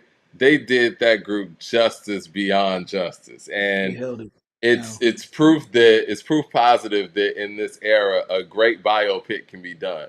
Of course, The Temptations. It's I mean, hard, that's the man. classic. But yes, that Classic. New Edition one, they did a great job with that. And shout Yeah. out to everybody involved in that. Um, I don't know, man. Like I said, I'm more of a documentary fan, but the truth of Me the too. matter is the biopics do more for the artists and their music because, again, it brings in the casual fan that didn't know much about Mhm. the individual. Now, it might dramatize some things, but that's part Yeah. of the entertainment side of it. So, for a person like LL's legacy to really be capsulated in the way that it needs to be, I think a biopic could serve him very well where people will understand, like, yo, LL did all that. I think Ice Cube could use one of those too as a solo artist. And but when you have people whose careers are so lengthy, it's hard to fit that in 2.5 hours. I do think that Ice Cube could be fit in that time span. Maybe LL can too. Maybe LL can too. I don't know. I think I'd rather see a Ice Cube documentary just because we got the bulk of how he went solo. We didn't get much about the solo career in the NWA movie, but I think a documentary would best serve Ice Cube But more than yeah. I'm gonna use the New Edition one as an example. They did a biopic on Bobby Brown. They kind of piggybacked on that New Edition biopic as well, and it worked. I actually like the Bobby Brown biopic too. I did too. It was the same person. It was Woody playing them again. Yeah, Um, but I mean, we got some great ones, and it was mostly centered around those R&B acts or whatnot, more so than hip hop. But I think the documentaries serve a lot to hip hop because we got so much not only about the artists but culture stuff around hip hop. I like the Freaknik documentary that they did. I think they with did a Hulu. good job with that. Did a good job with that. So sometimes documentaries best served for hip hop over biopics, but because when we think about a lot of careers in hip hop, there's people that had time, that had their time or whatever, but a hmm lengthy career to cover in a biopic. There's only so many hip hop artists that really have that. Well, In my Mad Max opinion. has a good one here. Mad Max says Lil Kim and Foxy need one too. I could definitely see a Lil Kim biopic for sure. Um, Yeah, I see that. I could see that. Mad Max also says New Edition was good, but the Jackson 5 series was greater. Awesome Um, Five is that's C-Minute. Yeah, that one C-Minute. Listen, That was man, great. y'all know me, man. Michael's my guy, man, and Jackson's a royalty, but I can't just. I got to think about that one, man. The New Edition one was really good. They did a great job. But man, that Jackson one, the C-Minute, man. I don't know. I love that New Edition one. I don't know if I could put it over that Jackson one, man. I mean, the performances, and this is what I will say. Obviously, the Jackson 5 biopic is centered around a few people. and one of those few people being Michael Jackson in a very big way. Jason Weaver did an incredible job as little Michael Jackson. Amazing. You know what I'm saying? And I forgot the gentleman's name who played the adult Michael Jackson. He did a great job too. But when it comes to the New Edition biopic, it was a lot of moving parts. All of Yeah. them had to represent. All of them had their own individual segments in ways that the Mhm. Jackson story didn't. I think one of the more compelling parts of the Jackson biopic for me is when they followed Joe and Catherine early on and how they met in Mhm. those things in those beginnings. And Joe's character was extremely strong, and of course, you got Catherine played by, all time great who played everybody's mama. But Yeah. it yeah, I mean that's hard to beat. But I will That's what I'm say saying. this. Yeah, I gotta keep with the Jackson Five. I mean, they did a good job with New Edition, especially when they got into like the individual members and what they were battling along. You got Ralph in his solo career, and then mhm, that's when I first discovered that Ricky ever had a problem with drugs. yeah, The highlight that because those stories really haven't came out. We know out of all of them, we know more so about Bobby because the spotlight was placed on him so much. But to give right. those individual accounts of certain artists involved with being a part of that group, I think that was one of the dope things too. Um, Yeah, when you got Another Angela Bassett playing, Katherine Jackson, that's tough to beat. But Neil Long's gonna play her in the new movie, so we'll see how that goes. But I yeah, mean, we'll you see. got you got Terrence Howard playing Jackie Jackson. I don't know, man. I will say the individual performances within the group, I I could give the nod to the New Edition one, man. They had a lot going on in that, man. They really did. Yeah, man. So I mean, it's some dope biopics out there, man. If we could create a list of them, we could provide them. But yeah, I think some hip hop documentaries serve well than biopics because we only have X amount of people that have that long span of greatness, and some of those people are still going. Like I'm pretty sure you can get a good Nas biopic, or you can get a good J.O. biopic, J biopic, but being that I don't know if some of those people will like people to delve so deep into certain early things of their of their past Yeah, beyond the music, so I don't know with hip hop artists, but I think documentaries best served for some hip hop joints. They did very well in NWA, even with some things that could have been whatever, but NWA movie did very well. And I don't know any other successful hip hop ones outside of that. I mean, there's movies that have times stamps of how the culture was around a certain era or whatever. But they weren't really direct biopics. Like mhm, how somebody says like ATL was kind of like a story of Dallas Austin and yeah. TLC's up coming in there or whatever and everything. So you know I don't know. We'll see. We'll see, man. A Kanye West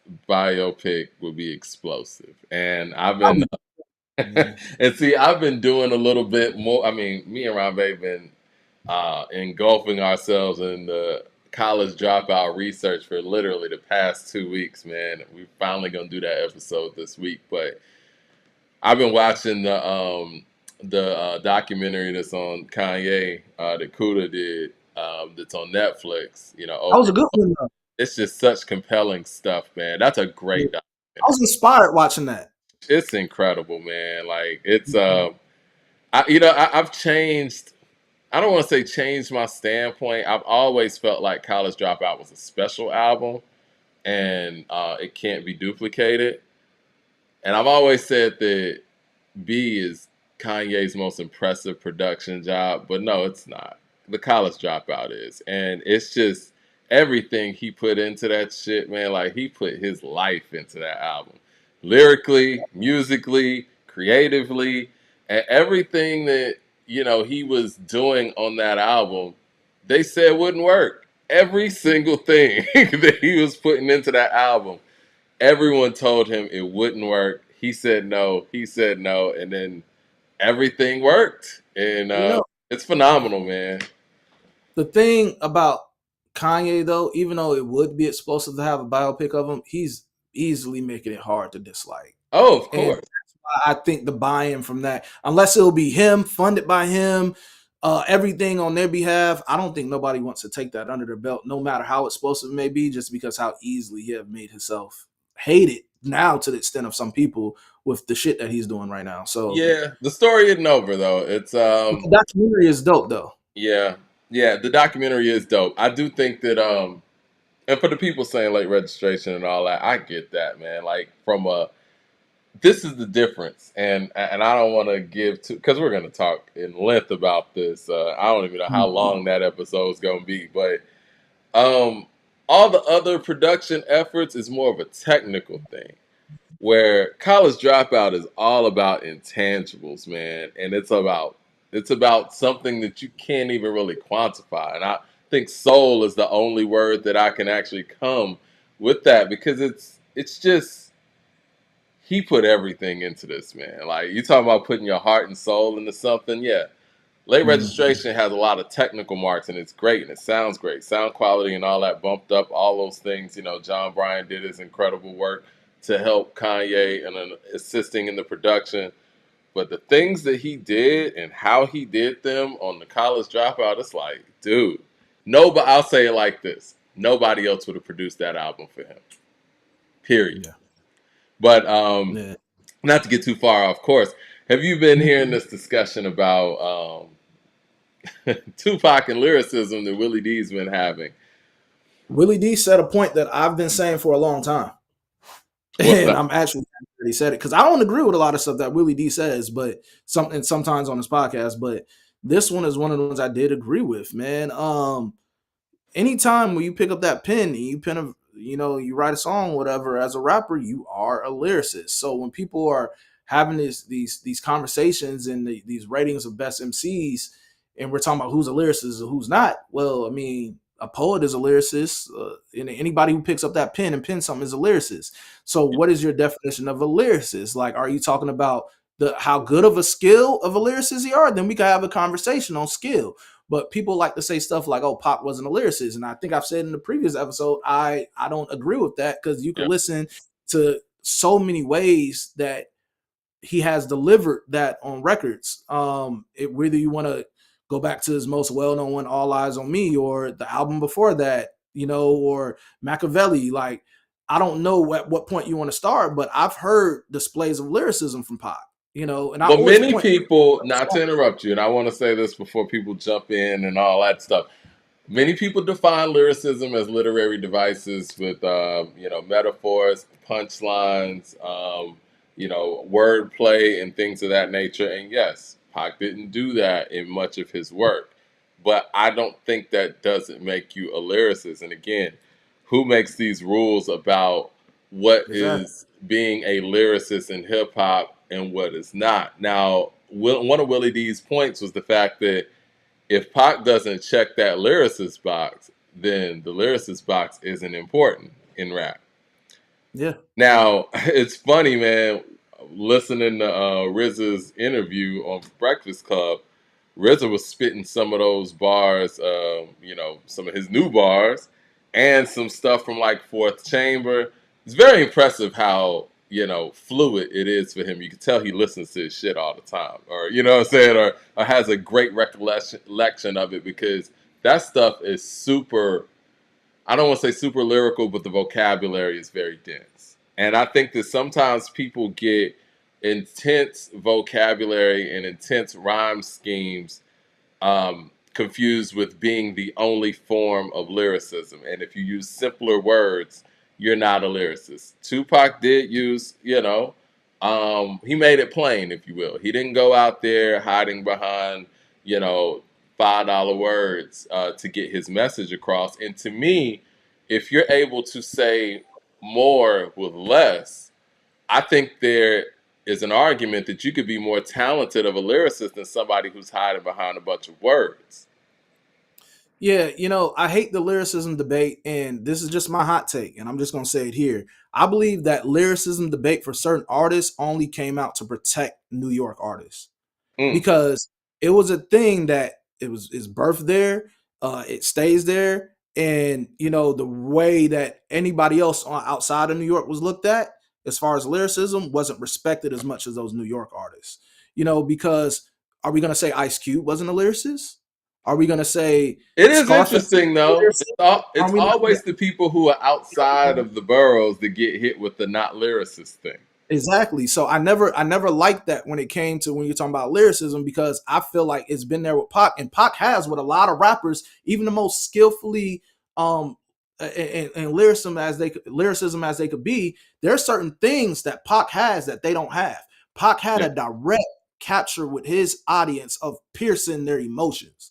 There's not a lot of rappers that can do that. Pac yeah, had so many sides. He can give you records that's written for the ladies. He can give you records that's going against the ladies. He can give you records that are socially conscious. He can give you records that are on some gangster shit. I'm thinking about his collabs with like John B, or the things that he did with on All Eyes on Me, or the records that he just penned so fastly on that album. But when you look at Me Against the World and you listen to that, or when you listen to, we were just talking about the Above the Rim soundtrack, right? When I hear Pain, you know what I'm saying? Like, these are records that you don't get out of any other artist. Those can't be duplicated. And his influence, even for us to be talking about him for as long as we have, with how long he's been passed away, how can we do that for a person that's not considered a lyricist? I In the eyes, I else have so a great. hot So yeah, take too. I have a hot yeah. take too. Not to interrupt you, but I think that this lyricism or lyricist argument and the way that people define lyricists and count the different stanzas and rhyme schemes and all that, it feels like it was put in play to credentialize Eminem as a great all-time MC, because I never heard all of these intricate, I guess what would we call it in sports, the not super analytics, next level analytics when it comes to lyricism, until we start talking about stuff like Rap God. He holds the records for this many words and this and that.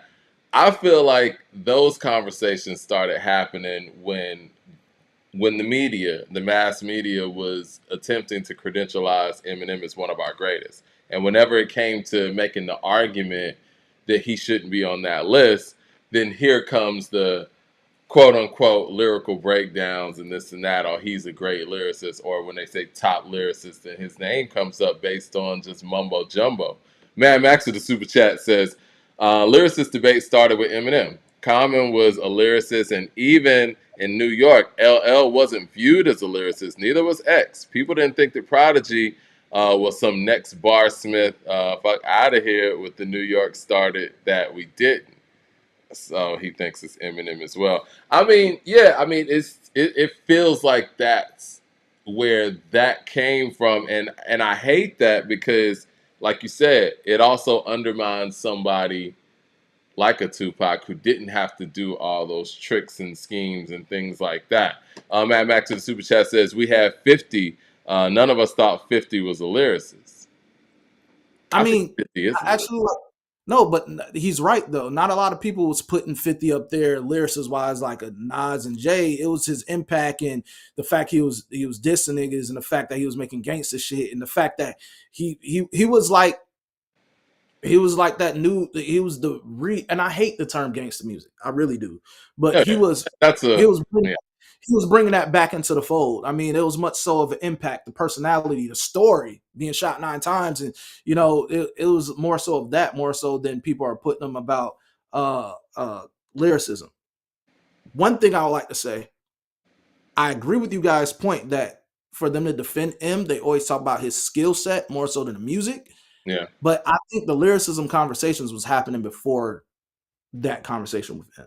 I agree. I think Everybody, it intensified with him and it got a lot more analytical. But again, we're entering in a more analytical era in sports and entertainment in general. So maybe that was going to happen either way. It was just very convenient of an argument for him. I think sites like Rap Genius and yeah, which Eminem is actually invested in, Nas is too, to be fair, or was originally, those really added to those type of narratives too, because you had people who might not have gotten the lingo, but now you were able to break that down. But while you're also able to break down what Cameron and these guys are saying and what they're talking about, you're also able to see all of these words, and somebody could sit there and say, "Oh, well, that's a triple entendre." Now they got it. Like we weren't, there weren't like those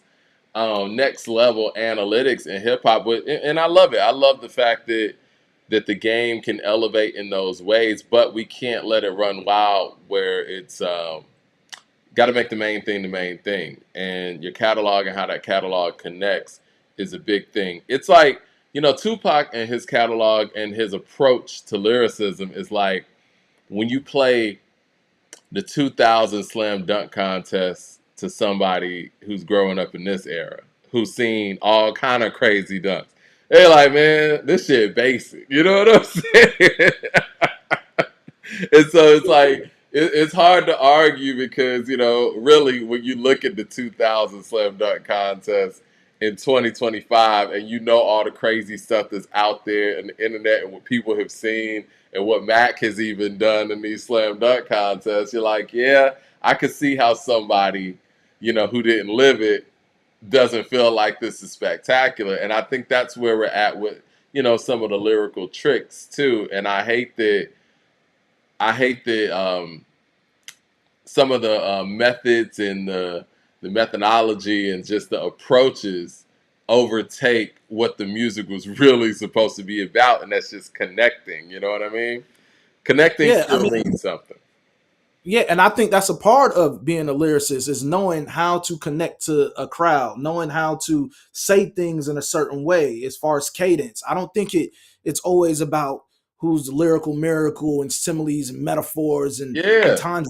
So we like to say Andre 3000. Well, not we, because we already has went against why we wouldn't put him in our top as a solo act. But some people would yeah. like to put Andre up there, and Andre is not super lyrical spiritual, but he has a way of how he delivers to why people talk about his skill set as a lyricist. But back then they wasn't considering him that. Like, we're gonna act like the Source Awards and him saying the South got something to say never happened.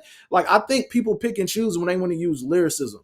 I think it's a Andre, group when it comes to that. I think it's also to whoever's their favorite at the time, because if we really respect lyricists to that, if lyricism mattered so much, then why isn't people like a Black Thought or a Tech Nine or certain artists being looked at as bigger than some artists that we have out now? Why aren't they championed to the way that they're supposed to be if we respect lyricism so much? I will Why say why did this.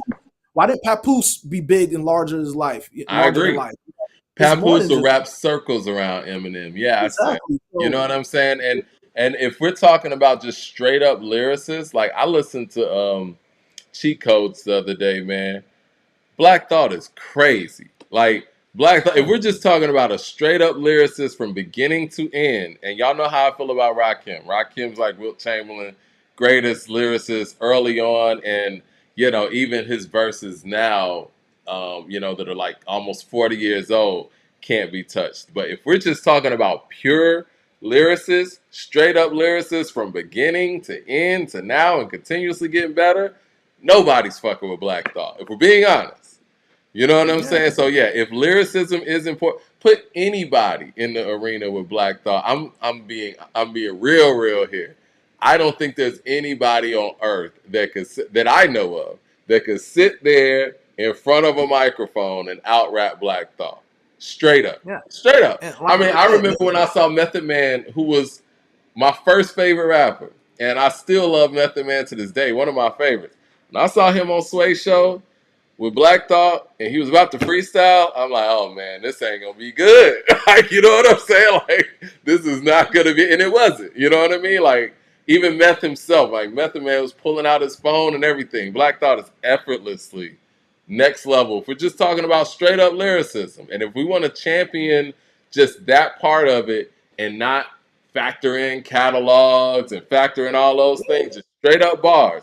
Nobody is out rapping Black Thought. So if that's the conversation, people need to have Black Thought at the number one spot. Straight up. yeah, and so that's why I say I think people pick and choose when they want to throw lyricism to the conversation, because if lyricism whatever they deem that to be was so important, then there's a lot of artists on the outset that haven't been getting the love for a long time. Yeah.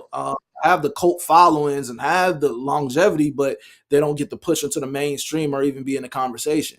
And Lupe like I is said, another one. Like, not many people can out rap Lupe straight up, bar for being honest about it. King Los, guys like that.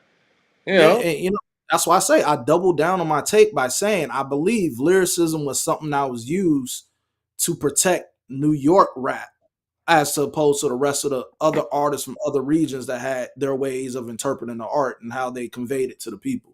to your point, though, I will say this. I think that's something that as hip hop was changing and sounds were changing and different regions were having their movement, that New York always had collectively over us and over the other regions. They have the best rappers. New York has always had the best rappers. It is what it is. Y'all have them in spades. Y'all have them in mass. Like, I mean, even if we went Staten Island alone, like the Wu-Tang, you throw Wu-Tang in a region, you might have top three MCs, lyricists rather, out of that region just in that group alone. It's insane. Yeah. Free with the super chat says, if you need, he said, if you need a breakdown of their technique to appreciate something, technique is lacking. You aren't necessarily supposed to notice the brushstroke. Yeah, yeah, that's real. Yeah, it's supposed to look effortless, man. You're supposed to be like, you know what? You see greatness or you hear greatness when you hear it. And it shouldn't take a cosign or whenever you question somebody's ability to connect, nobody should have to say, well, Rakim said this about Eminem or Jay-Z said this about Eminem. Man, come on, man. Nobody has to do that for Jay. Nobody has to do that for Big. I remember where Rockefeller had their, I don't say original roster, but you know what I'm talking about, when Siegel, Emil, Memphis, and Jay were there. And Memphis, you know, Jay was billing Memphis Bleak as the next Jay-Z, you know, and all this and that. And I get it.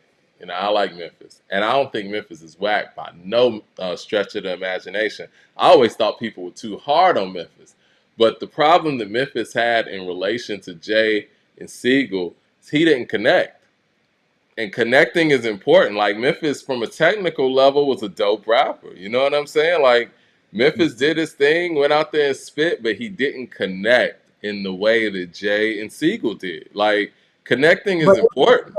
expectations put on him so early, Yeah, I know that didn't help him at all either. And I think him being so young and Jay having the story that Jay had, you almost feel like, or many people probably felt like he just had a silver spoon in his mouth. Well, I always hated the, some people that act like Bleak was ass because he wasn't. Bleak No, he has dope verses. He has. I always actually like Bleak sound. I'm gonna be totally honest with you. I always like the way Bleak sound on records. Could we say he was the best in the rock? No, I can't. I can't honestly say that. But am I going to say he's ass? No, I don't. I don't look at Bleak like that. I'm looking even at Bleak's new joints he's throwing out right now, and they've been dope. Durag Bleak's been dope. There's another one, Rock Solid. Both of those are dope record. He has the Griselda guys on the one record, and like I say, man, Round Here was dope.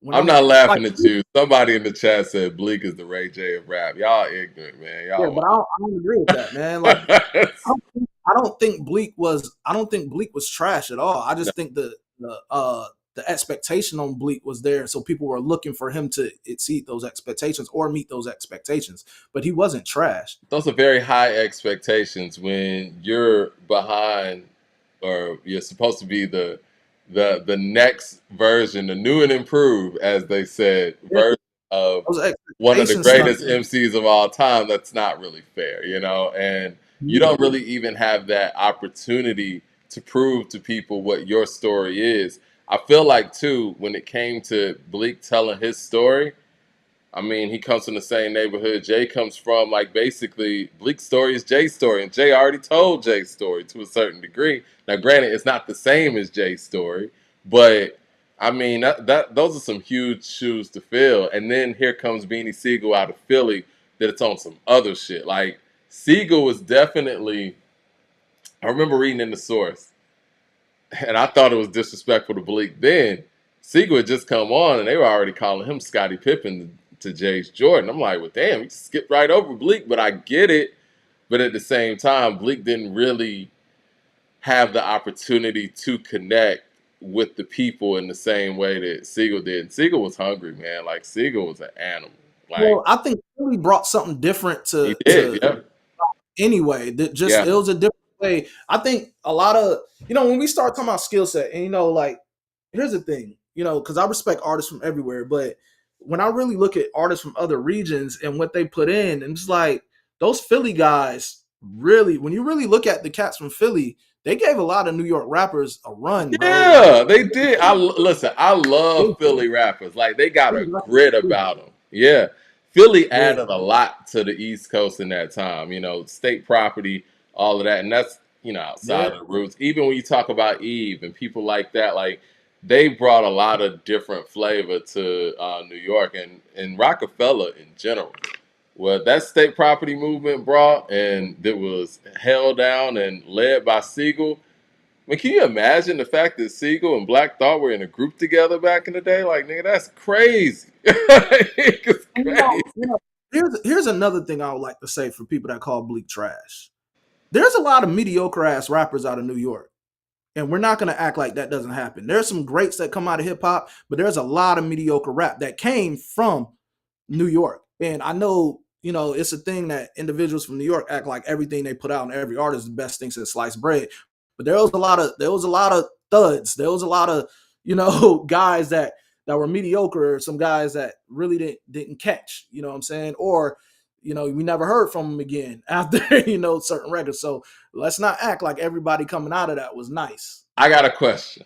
If we just talking about one verse on a song, Mhm. who's gonna have a better verse on a song? Memphis Bleak or Fat Joe?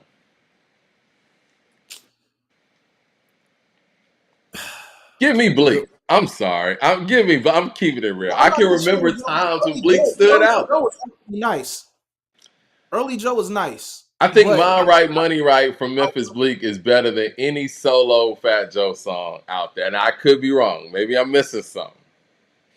I'll have to give it to Bleak. And I love that you bring that comparison up, because like I said, there's some mediocre rappers that's out of New York that some people like to mention a lot, and it's just, or don't mention at all for said reasons, Yeah. because they like to mention their greats.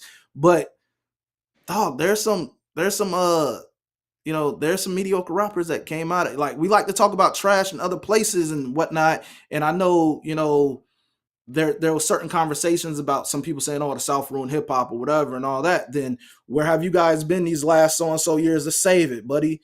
There's a lot of mediocre rap that came out of New York, man. somebody I'm just mentioned Nori, and I have a gripe with Nori for this. And Nori and was I on like it. Loud back in the day, and I'm a 3 6 Mafia fan, and Project Pac's first not mainstream, but first major label album, Getty Green. Nori is on the first single. Nori, I mean, not first single, first song on the album. Excuse me. Nori didn't even try on there. Like he just literally got on there and just said whatever. And I thought that was so disrespectful. I'm like, Nori, you wouldn't do that on a record with I Nas. always Like, like Nori's delivery sometimes. When you go back and listen to Nori, man, like go back and listen to Band from TV and you listen to everybody's rap, like everybody's verse, and then you hear Nori's verse. no, Nori had a vibe though. I will say this. He had a One way of period, delivering. in Yeah, that one period, Nori he had a style, a flow, and a good voice. His delivery is very 2 Chain-ish in a sense. But I think 2 Chainz has better wordplay than Nori. But I do think that Nori in that time period, he had a presence on the mic and he added something unique. But it was kind of short lived, and then he kind of got on records like da da da. It's like, come on, Nori. And this is when Nas got on radio. It was like, Nori, step your rap game up, and he wasn't wrong. And I think that when there's you been a talk lot of about people that, that Nas was talking for New York, man, because he saw how some of the New York MCs start dumbing down their style and their flow to get radio play, and he's like, "Yo, man, you ain't got to do that." I'm telling you, man, it's just, I mean, let's not. I mean, like I said, that's a whole nother conversation. But I see, you have these personalities and stuff throughout the years when they creating these lists on who's the most lyrical, and I see shade thrown to certain artists, and I'm like, I know you guys are going to be New York biased, but Well, we don't. there's I see what you're saying, though. We yeah, don't highlight the weaker MCs that come from up top. It seems like now, granted, like I said, New York has the best MCs of all time, straight up. You know what I mean? If we want to talk about collectively, if you want to talk about just straight bar for bar, it's tough to compete with New York. They just got so many. But when we talk about people who are bottom of the barrel, we never mention the people that are from New York that could be in that conversation. Listen, not only I'm not trying to be disrespectful. I love I my love favorite Nice MC. and Smooth. Greg Nice to me is one of those weaker MCs. I think that Smooth is underrated. Now maybe Greg Nice was just fucking around, playing around or whatever. That's cool. But I didn't think Greg Nice was that nice. Just being real. I feel like if he was from somewhere else, people would be more honest about that. And I love Nice and Smooth. I don't want that to come across as that, but I think Smooth's extremely underrated. Oh, it's just like I'm just saying, there's been trash that's been put out on all regions, but I just see like when they get into New York, it's not conversations on the lack of efforts put through for some of their artists or the duds that drop from over there as we highlight other regions. And one thing that made me think about that when we talked about the lyricism conversation and my hot take, um, I would like to speak on Jim Jones on the Breakfast Club because they talk about his verses and he talked Mm. about what catalog, and that really put a light bulb because I'm like, we love to talk about great music and great songs that came, but when we're talking about a catalog, he's right. There's not a lot of New York artists that really have that catalog, Is that like what the Jim link. said? Yeah, Jim. When they were talking about the verses thing, he was like, Mm. "What catalog?" Like a lot of those artists don't have that lengthy catalog. They've been around along where we could see their faces, we know them there in other endeavors. But when we're talking about catalogs, not a lot of them kept up with those, like with putting out great quality music like that, bro. And this is a guy from New York that's speaking on catalog. You You know what I'm think saying? Jim Like Jones would beat Styles P in a versus? Because I Styles think got a that'll be sneaky I think that'll be catalog.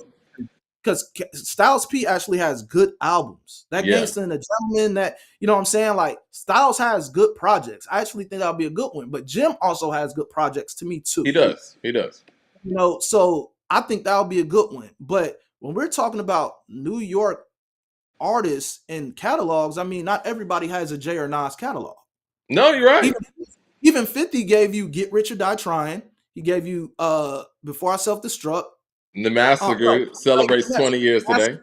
Yep, Curtis, Before I Self Destruct. Like, honestly, some people stopped listening to 50 after the second album, and it's true. especially after Curtis. I mean, he gave you the G Unit albums, and He we got the see mixtapes and one of stuff. those G Unit Yeah. solo artists was successful, but it's not like he has a lengthy catalog either. We just prop him up because Get Rich or Die Trying. Do you think But 50 would beat T.I. in the verses? 50, a lot of people will say yes because of Get Rich or Die Trying, but he doesn't have the catalog like I don't T.I. know. either. Yeah, I don't know. That's Rigamatic what I'm with the super saying, chat man. says, Mad Max, if you disrespect Beans again, even daring to compare Bleak to him, I'm going to come through the internet and choke you out. Yeah.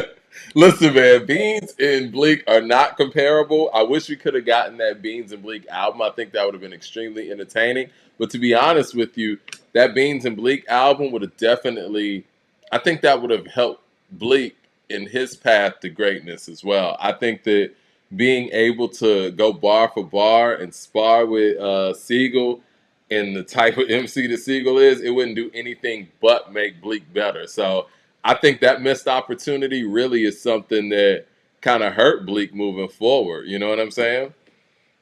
Yeah, that's what Um, I'm saying.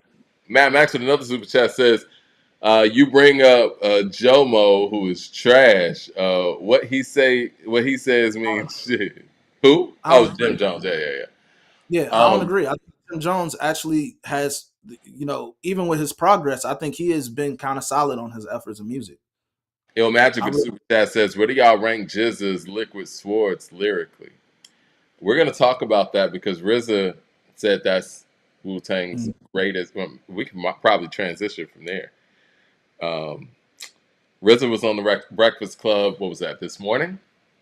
Talking about Wu-Tang's final tour, and answering a lot of age-old Wu-Tang questions, and just getting the perspectives from the Abbot when it came to the group and its legacy, and the flood, everything. Legendary stuff here.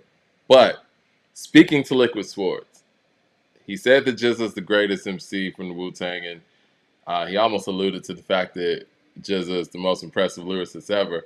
Anybody who's a Wu-Tang fan, that shouldn't be a surprise to you. But he did say Liquid Swords is the best solo Wu-Tang effort.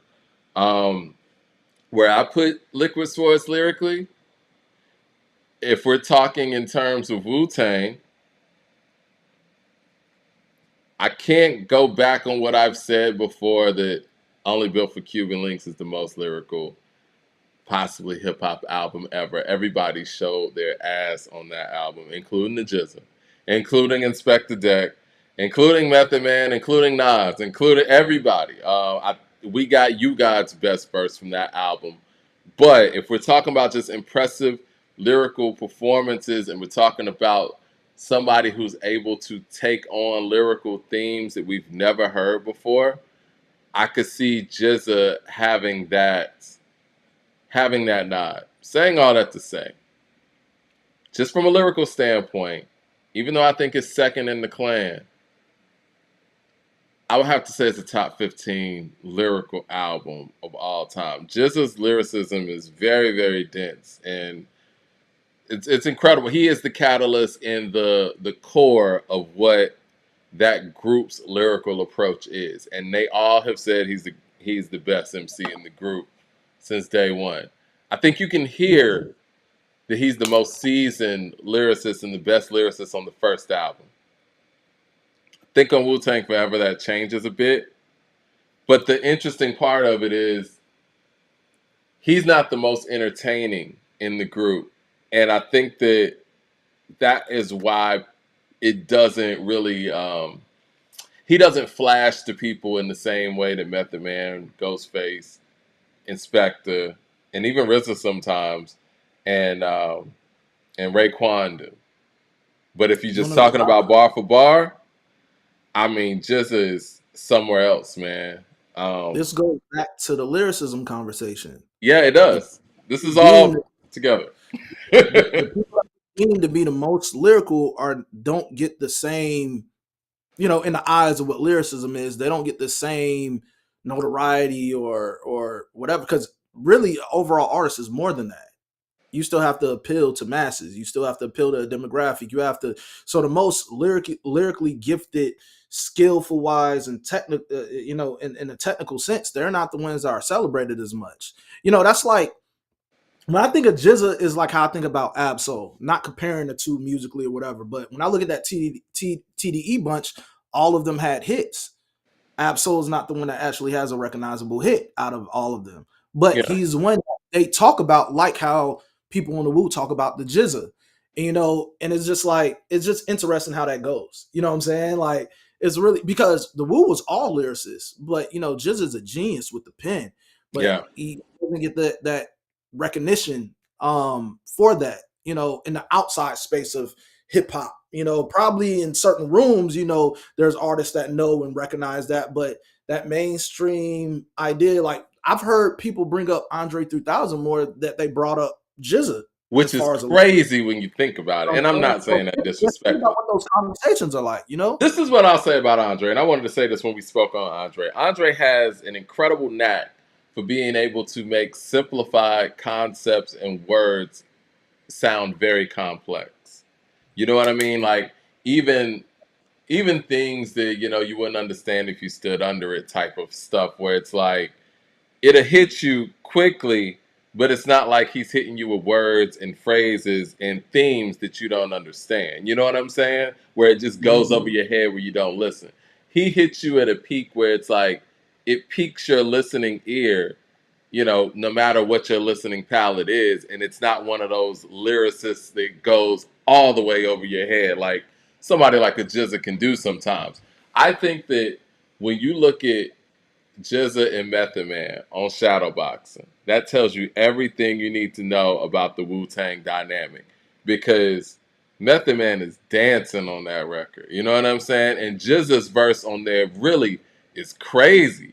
But Method Man being as flashy and his flow being where it is and his approach and his style and all of those things happening the way that it happens, you could ignore, if you're not listening, how great RZA's verse is on that song. And I think that in the dynamic of Wu-Tang, that's where RZA kind of, that's where he always is. He's that core. I think he makes the other guys step their games up because they know lyrically where he is with his pen, but they're able to use a lot of the other intangibles that they have to stand out. You know what I'm saying? And shadowboxing is a huge example of that.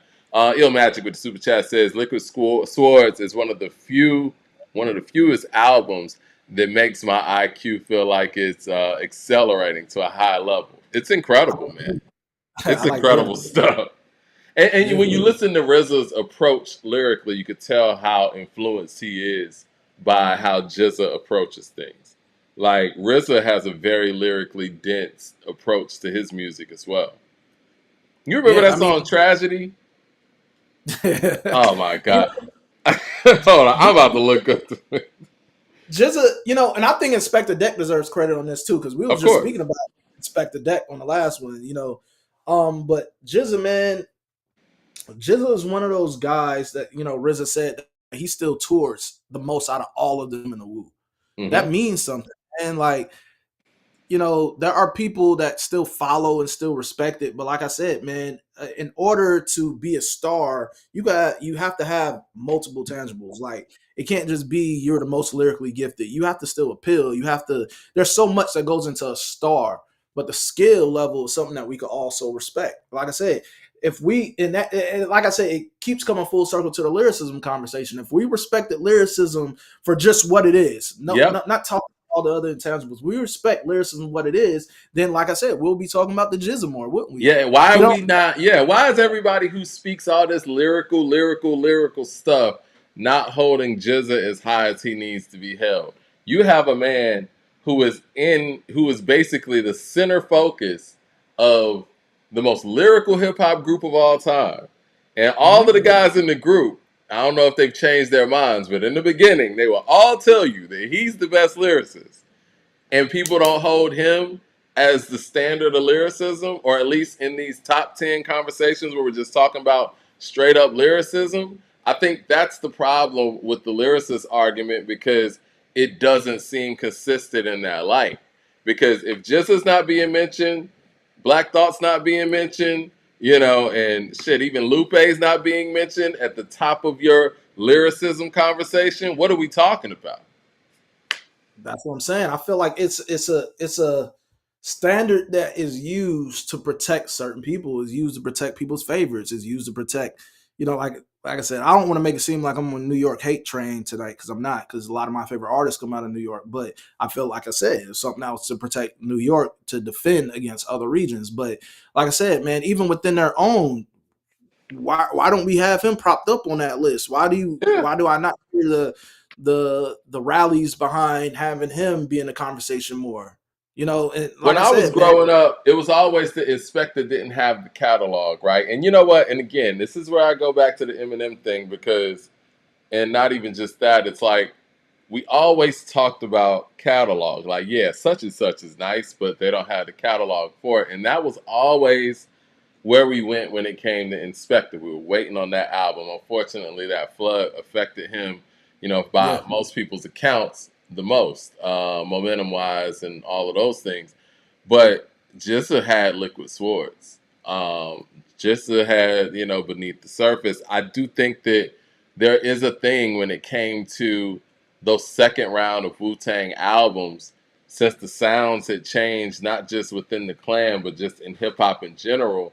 The first round of solo albums were more in line with the 36 chamber sound, the gritty sound of Wu-Tang, and those second offerings were more so, okay, not that I'm no longer in the Wu-Tang, but I'm open to the rest of the world now. And I think that's where Ghostface really shined with Supreme Clientele, because it showed that, okay, I can exist in the chambers and outside the chambers. I would say Old Dirty with Nigga Please too, because he had the Neptunes, Baby I Got Your Money. He was able to do that without Wu-Tang.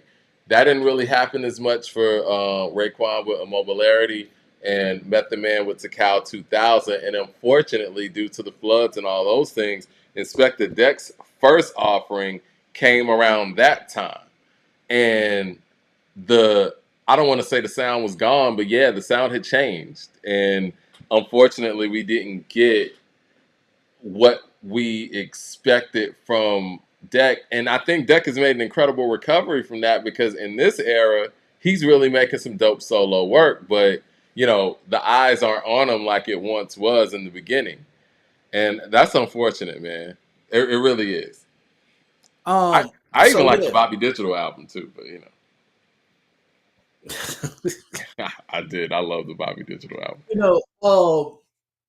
Yeah, man, to be said that you're one of the dopest lyricists out of a super lyricist group, like I said, and I keep on going to say lyricists with quotations, lyricist group, because that says a lot, But like I said, man, there's other characteristics that you need on your side to be considered a star. In hip hop, I guess depending on the argument of the day, that's when we want to make lyricism the focal as opposed to star, because a lot of people we talk about is because of the star. It's not because of their technical abilities or their skill set. It's mainly based off the star. And I think that's where we fell in a lot of hip hop conversations. But then again, if we're talking about these people that don't have the hits or have the things that's most known to people, we may not get a mass of people that may want to look at that and visit that. So, we just got to pick those conversations wisely, because it's a lot of contradictions within that. And I always say hip hop is a walking contradiction, from the Always. arguments on any side. Hip hop is one of the biggest, like most contradicting arguments I've heard has been centered around hip hop. Um, this is my hot take, my hot Wu-Tang take. I've said this before, and to your point, I like Capadonna more than I like Inspector Deck, and that's no knock to Deck. But if I'm ranking Wu-Tang members, and I know Kappa is technically not a member, but let's throw Kappa in there. I would put Kappa ahead of Deck. Let me try to do this right now. So, if I'm ranking the MCs in Wu-Tang, jeez, Old Dirty included, and we're talking about catalog, we're talking about offerings, we're just talking about everything, right? I'm about to say, you talking about just lyricism, or We're what talking you about talking? everything, everything, everything, everything. I'm gonna go Ghostface number one. This might be a little biased, but I'm gonna go Method Man number two. That could easily be Ray's spot. I'm gonna go Ray number three. These three guys have exhibited longevity in this thing, and consistency, and they have amassed incredible catalogs. I could be undershooting Ray, but Method Man is extremely important. Um, all right, Ghost, Meth, Ray. This is where it gets difficult, just because of who he is to the group, the incredible level of talent on the mic. Got to put just a number four. I have to. Um, After that, that's where it gets tricky. All right, Ghost, Meth, Ray, Jizza. This might be unpopular, but I'm gonna do it because this guy was the heart and soul, man. I'm going Old Dirty after that. Mm-hmm. ODB. Kappa. Deck.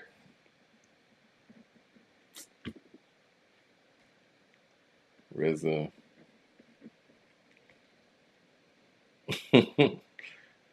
Killer. That's the killer. And Yeah, you're doing it real time. You really thinking. 1, 2, 3, 4, 5. All right, that's where I'm at. I got Ghost number one. I got Method Man 2. I got Raekwon 3. I got Jizza 4. I got Old Dirty 5. Kappa 6. Spectre Deck 7. RZA 8. Master Killer 9. And you got 10. We're not throwing I, Killer Priest in there. He ain't in the group. He's not in the group. I actually I'm not mad at that list, but I'll actually put Ray first.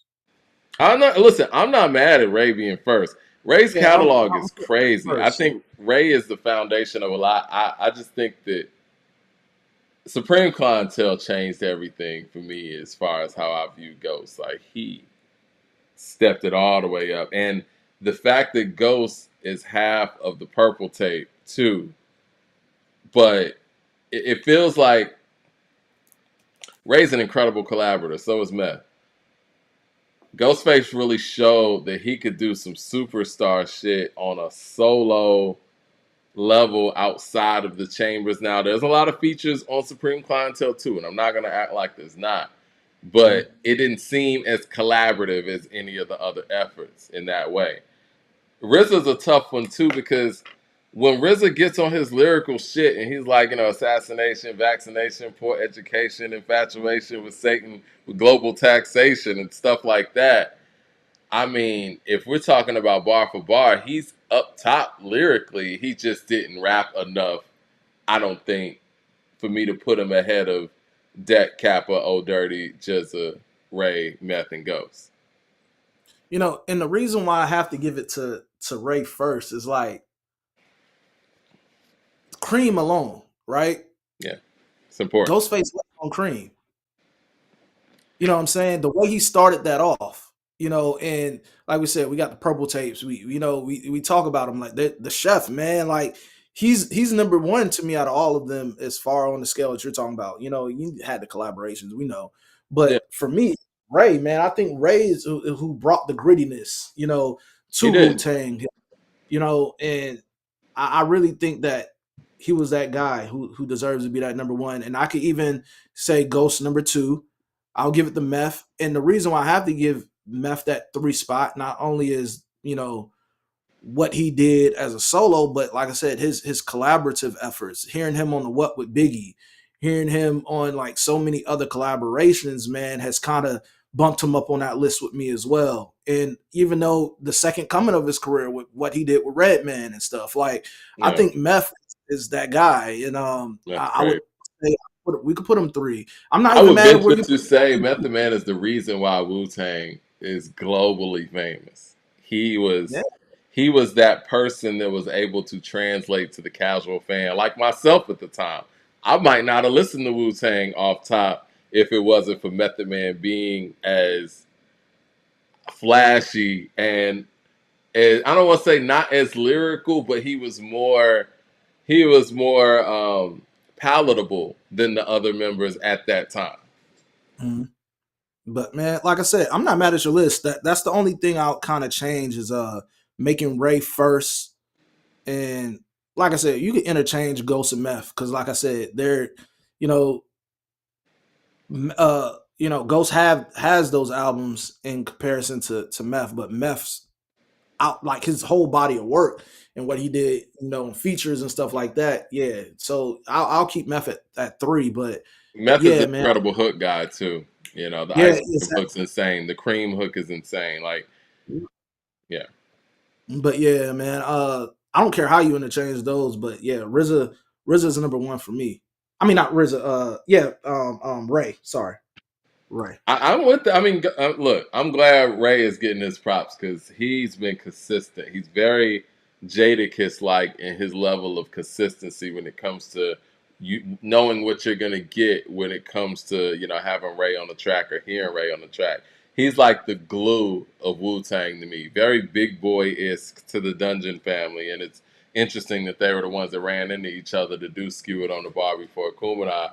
I mean, he's on a Kumina. How many classic albums is Ray on?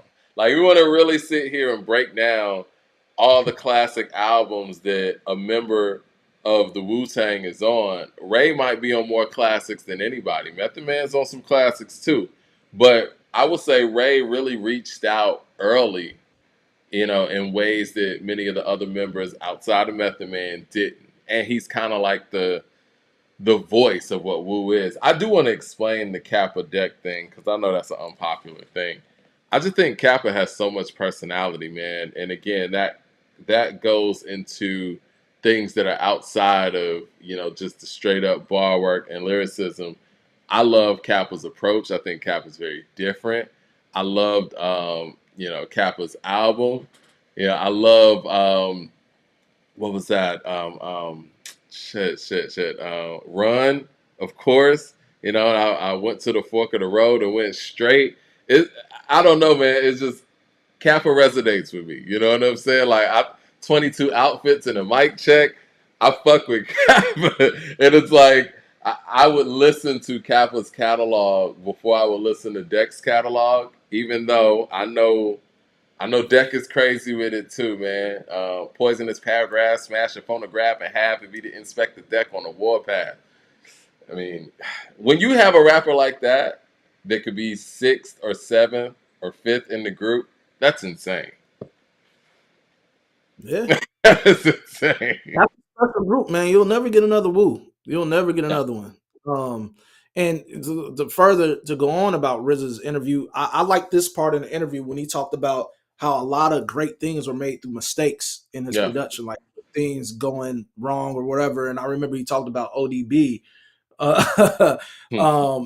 how he was in the booth. He said he never presents his verse the same way when recorded. Like if you do a take one and take two, he's never gonna say it in the same way. And certain things that were Hmm. mistakes that he ended up adopting and sticking with. Like he speaks specifically on a meth record that he says the drum thing or something happened with his drum machine or something, but that's what resulted into a special part on certain records. Or like I always say, when there's chaos, there's opportunity, and knowing how to improvise through that is a great thing as a producer as well. To be faced Hmm. with producing so much music for so many people, At such a short period of time, it takes a yeah, great producer to it's recognize those crazy things too.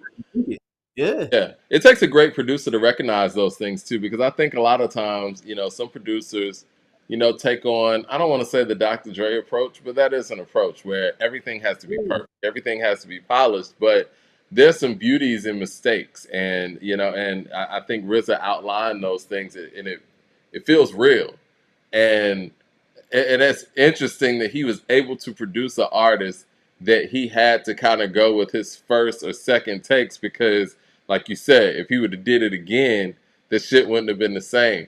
That is mhm. insane. How, as a producer, do you even work with somebody like that? And I got to give the Neptunes credit, man. Like they took on that in a way where not a lot of people might not have been able to take that on after Old Dirty, ventured out outside of RZA production because that's his cousin. You know what I'm saying? And that's already difficult enough to do anyway. But that takes a lot of talent to be able to do that. And when you listen to records like Shimmy Shimmy Ya and Brooklyn Zoo and how incredible they came out, and knowing that that was the reality that you have to get this first take because the second one's gonna be who knows what. That's amazing. Yeah, man. Like I said, man, RZA as a producer and a producer alone, I feel like, man, to do so much in that span of time for so many artists, that's something. Just even from just take the Wu out of it, and we're just Never talking been about done hip before as a in hip hop. producer. That is so hard to do, man. And then dealing with so many personalities, and he's playing so many roles. You're playing the producer, but you're also playing a guy that's trying to corral a bunch of guys that's everywhere and trying to Yeah, bring them into one. Even when he spoke about, there was a good question that was asked. What does touring look like for Wu now, and I how he thought that was said a how great question too. and he asked about how, and he spoke on how he reached out to every member on what each one needs and all that stuff. I think that was dope, man, and how he talked about how it was then versus now. I mean, man, that is, people could go against and have different opinions about their leader. It's like being a quarterback. When you guys lose, the quarterback gets the blame. When you guys win, the quarterback gets the praise. And I just feel like RZA hasn't got all his praise with being a quarterback fully. We You don't have think people so? I think hip hop fans do.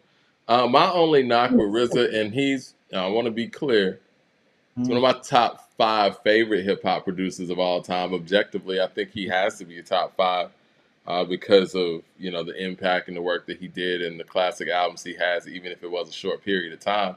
I think that the pushback would be the longevity of production in the versatility in production in artists outside of the clan, but it can be argued that there's a lot of versatility within the clan because we're talking about from 93 to 96. Shit, even if we put in 97. 93 to 96, he produced Into the 36 Chambers. He produced Liquid Swords. He produced Tikal for Meth. He produced Old Dirty's album, Dirty version of 36 Chambers. He produced Only Built for Cuban Links. He produced Iron Man. That's 96. We're talking about here, honestly, the only one, and some people will tell you Tikal's a classic. I think when we talk about 36 Chambers, Liquid Swords, Only Built for Cuban Links, and Iron Man, all four of those are held as classic albums. He produced these albums.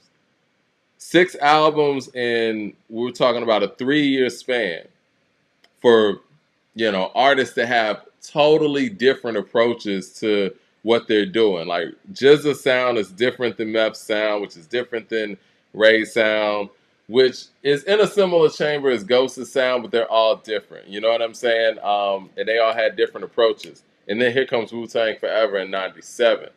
That's a lot of producing for a lot of different artists. And I can't think of one hip hop producer that I could say produced 4 classic albums in a 3-year span for 3 different acts, for 4 different acts, excuse me.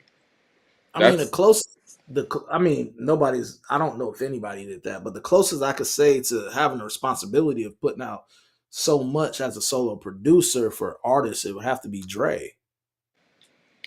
Yeah, we know he had a lot of help. Now, RZA has some help. When we talk about, all right, let's just talk about Dre and his peak moments, right? We're talking about early Dre. It's not Yeah. Dre with the whole team and Scott Storch being on the keys. We're talking about early Dre. We're talking about Doggy Style. We're classic. I mean the Chronic. We're talking about other projects centered around that and for people on death row and everything. I think Dre. Well, we got Straight Outta Compton, right? Straight Outta Compton's 88. Then you got No One Can Do It Better by the DLC. Produced that. Then you got Niggas for Life. Well, I'm not even counting the Eazy-E stuff. So yeah, Easy does it.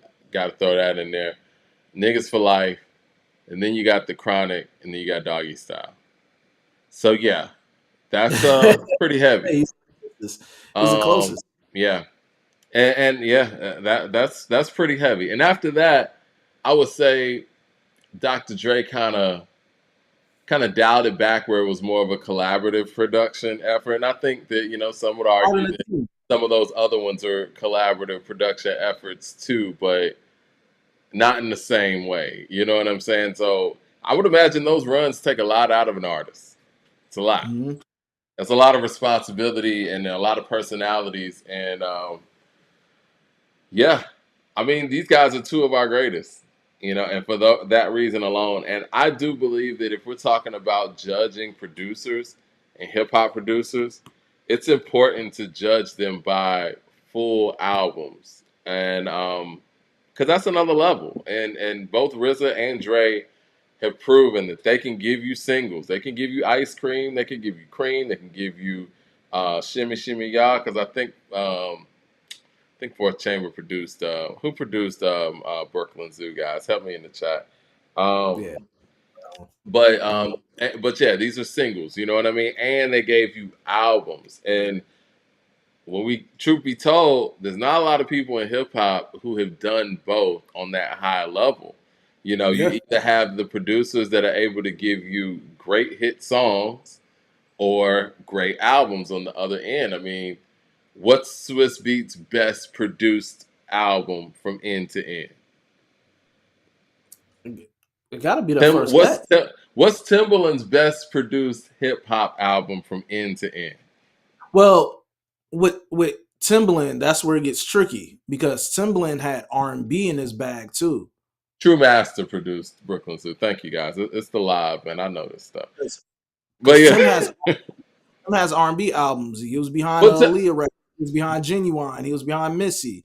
Like, this is what I'll say about Timbaland, and I agree with that. I think Timbaland's a great R&B producer. I don't think Timbaland's a great hip hop producer. I don't agree with that. Why is Timbaland a great hip hop producer? I'm thinking about records that came from Tim. He has joints with Jay. He shit. He even later in the career, man. If we want to even talk about what has Tim done later on in the career, we still get stuff from like Tim had a record on Game on a documentary. You know what I'm saying? That slap puts you on the game. Tim has records. If you really go back and look at Tim's catalog, he has great hip hop records he produced. Actually, I think Tim is a stronger producer than Swiss because I think Swiss kind of has like a same sound. Like when I hear newer Swiss, it still has that run. Like think about it. Um, the last Lil Wayne joint he had, that What Oh, a you Love. talk. Like I know when you what think you're about that, it's notes really. It's not. It's. I respect it because it's Swiss sound. When you put your stamp on that, you can never like be played out of your sound. That's your sound. But when I'm talking about like innovation to be able to go to different, I mean, because Swiss traveled to other stuff. Swiss got dope R&B records as well. He did Get Me Bodied for Beyonce, and This is stuff a like bunch that. of energy, and But I've never been a huge Swiss fan as far as beat for beat. But he does have Rough Riders anthem, and he did have a time period where he was giving bangers to, some. He was giving New York MCs energy. I will say that. But I'm a huge but Timbaland fan. I want to start there. I'm a huge Tim got Timbaland a lot. fan. Tim got Timbaland a lot. is a great R&B producer, but when I start looking at it, when it comes to hip hop, his best material is clearly with Jay. And I'm not counting Missy. I count Missy as a hybrid. Missy is something else. You know what I'm saying? If we take Missy out of the fold and we just look at what Timbaland's hip hop catalog looks like, he got bangers with Jay, and Jay's one of the best to ever Yes, do it. So he yes. And it's does. out of J too, though, man. Yeah. But on top of that, though, when it was time for him to actually do a project with him and Jay, it's one of Jay's weaker projects. You know what I'm saying? Like he dropped the ball on Holy Grail, to be honest. But I And think that's subjective because I think Holy Grail is dope. okay, you think Holy Grail's Grail's produced dope. very well? Yeah. Hmm. I I, really I think I really think when you go back and listen to Holy Grail, it is a nicely produced album, man. I really do. I think also this is why people like Miss J and even Bubba Sparks, they didn't fly in the way that they could have, because I just don't think Timbaland's a great hip hop producer. Now But the that's why Neptunes. I have to give you a rebuttal, man, because even if you go back and listen to Bubba Sparks album, I know that's not an album you guys revisit out there, people. But if you Now I look at do the like production, Deliverance. Deliverance was good. go back and you listen to those joints, it's not the production. Sometimes we have to just give it to the artist on execution. Tim doesn't make bad beats, bro. Like he really doesn't. He has a lot of great hip hop, a lot of hip hop classics outside of Jay, man. He really does. I think people Okay, need to get well, entertain me then, because again, I think his best stuff is the R&B stuff. Because Rollout for Ludacris was dope, but that was a I hit don't think record, that's a standout beat like that. but it's a hit record. It is a hit record. You So know, give me Timbaland's best hip hop beats I can't give you his best. 'Cause I really have without to go back Jay. to the catalog off of my head. But he has records. Think about it. All your top tier artists has a Timbaland produced joint. Has he produced a classic hip hop album? Let's do that. I don't know if what's the album that we could say he produced from beginning to end, because I don't even think Holy Grail has all Tim production. Yeah, because Neptunes, there's something on there. There's I think that the closest outside is in hip gonna hop. be Missy's Under Let's see. Construction, but again, that's a hybrid situation. Did he Um, produce the whole Missy first album? Because I know Missy has some production under her belt too with some of her stuff. he did produce all of Missy stuff, you know what I'm saying? And yeah, those shits is classic. And people are saying Missy in the chat, but like I said, Missy's a bit of a hybrid. Those are more hip hop R&B albums. I'm talking about a straight up hip hop album, like how the Neptunes did Hell Hath No Fury for the Clips. You know what I'm saying? Yeah, because we know Tim's bag was R&B. He has great R&B albums, and that's where he shines a lot. But I don't know if he has outside of Missy, and them collaborating on the production and stuff like that. I don't know if Tim has fully like artist wise like a full album produced solely by him. Yeah. But his sound has always been so innovative. I mean, even when you're even his sound in with R&B has been innovative, but the sound that has been with hip hop, like because when we think about Jay, nigga what nigga who, we're thinking Mhm. about that beat. That shit still slaps now. Oh yeah, Like Tim has always been in a different realm with his sound, man. Like I'll take Tim over Swiss easy. I'll take Tim over Swiss easy because even on of that Rough course. Riders, I mean, no, no, of course. I'm with you on that. But see, my thing is these guys, like we said with RZA and Dre, like these guys haven't produced full hip hop albums. And when you think about it, that list gets smaller and smaller when we talk about hip hop producers who have produced full efforts. I don't think full efforts is a good stand. I think it's the matter of hits because you could produce a full album, and out of that full album, if you don't have no slappers, I mean, what are we talking about here? Well, what's harder You know, for a producer to do in hip hop, to make a full album or make a hit record? What I what think what do you think gives a producer records higher is what marks? hit records. We always rate producers on their hit records. It's Hmm. not about full albums. If you happen to produce like a full album and it's dope, like how Kanye has done for his projects, then we'll show you the love too. But like if you the way we rate producers and when we look back at them is always based on the number of hits they produce. Mm. They're always talking about what is your number one records, what is your hits. That's when they talk about producers. That's what it is. Rappers want to go collab with certain producers based on the number of hits they gave people, not based on give me an album, and out of that album you have some good joints and whatever. It's always based on the number amount of hits. Hmm. I don't know, man. I think that when you talk about a production job, it's about being able to give that beginning, middle, and end, and it's a lot easier for somebody to just get you a quick banger than to tell that full story. I don't know. I think that you get higher marks for producing a full effort. Nicholas with the super chat says, "What about Eric Sermon? Eric Sermon did full efforts too, and a lot of the producers that came up in the '80s, early '90s." Before Illmatic kind of changed that formula of what people were looking for and being able to have multiple producers, a lot of that was, by one production team or one person handling the whole situation. Yeah, I mean, yeah, like I said, we can give love to people that make albums, but those hits, and like I even agree with you. His most shining points are R&B.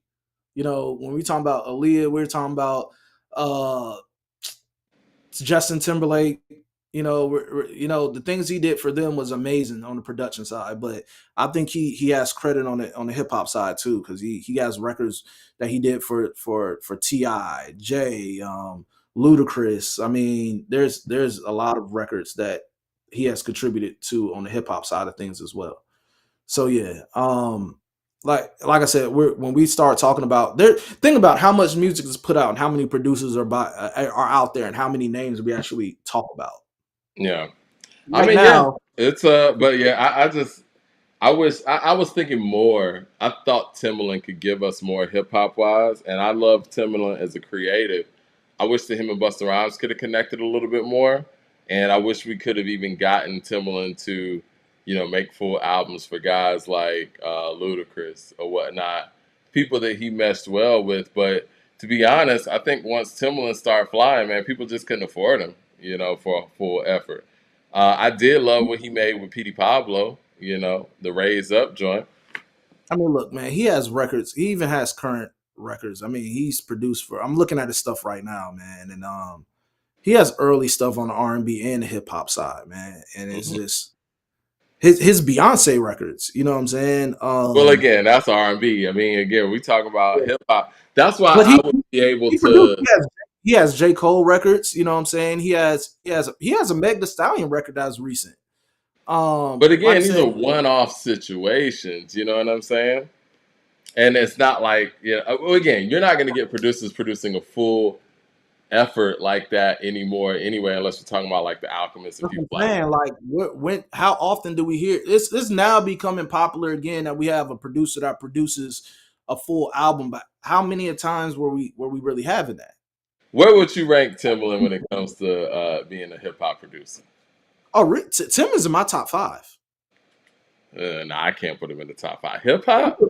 top five because Over, all right, as because an overall producer, Tim is in my top five. as an overall producer, it's a different conversation. But if we're talking about a hip hop producer, I can't put Tim over Dre, RZA. I can't put him over Primo. I can't put him over shit as a hip hop producer. I can't put him over Pete Rock. I can't put him over the Neptunes. Like it's he just doesn't have enough hip hop stuff. But So I got a again, question. maybe I'm shortchanging Tim. Maybe y'all could, put me on to some Tim stuff. But yeah, outside of Missy and Jay, But no, we can't say outside of Missy because Missy's still hip hop. She's a yeah, female rapper. She has Missy the is ability hip to do hop, all but that. she's more of a hybrid too. How But do you think that Tim's beats have aged that well? yes, yes. I don't know why people act like Tim has this gimmicky sound or whatever like that. His sound is always been it's never been what the current sound is. It's always been a sound that was beyond its time. And I don't know how Tim got that stamped on him. Like he makes dated beats, man. Like I just don't understand where that came from. I'm looking at man. I'm looking at these records that he's produced, man. I'm just like, how? How does he get that? I mean, this man produced Pony for Genuine, man. Yeah, Like, and these are classics. But again, you're talking about R&B stuff. You're talking about R&B stuff. you're arguing. All right, we put, and it's gonna be a hot take. You put DJ. You say you put Preem, and you put who else in your top five? I'll put Pete Rock over him, and it's just off the top of my head. I'll put All right. Preem Why do you put them in there?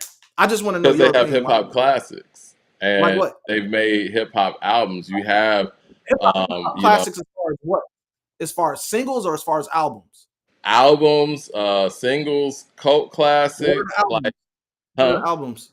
What are the albums? The albums that I would say is if we're talking about Gangstar, you got of course. Hold on, it's just so many. Hold on. Because Because I want I know something that's undeniable for you. You know what I'm saying? Like it would no be shot and no shot the Preem, but a when Moment we're of talking, Truth. Like Timbaland doesn't have an album produced better than Moment of Truth. There's not a Preem album. I mean, there's not a Timbaland album produced better than Moment of Truth from Preem. but you're talking from the hip hop side of that. Yeah, I'm I just would talking hip hop.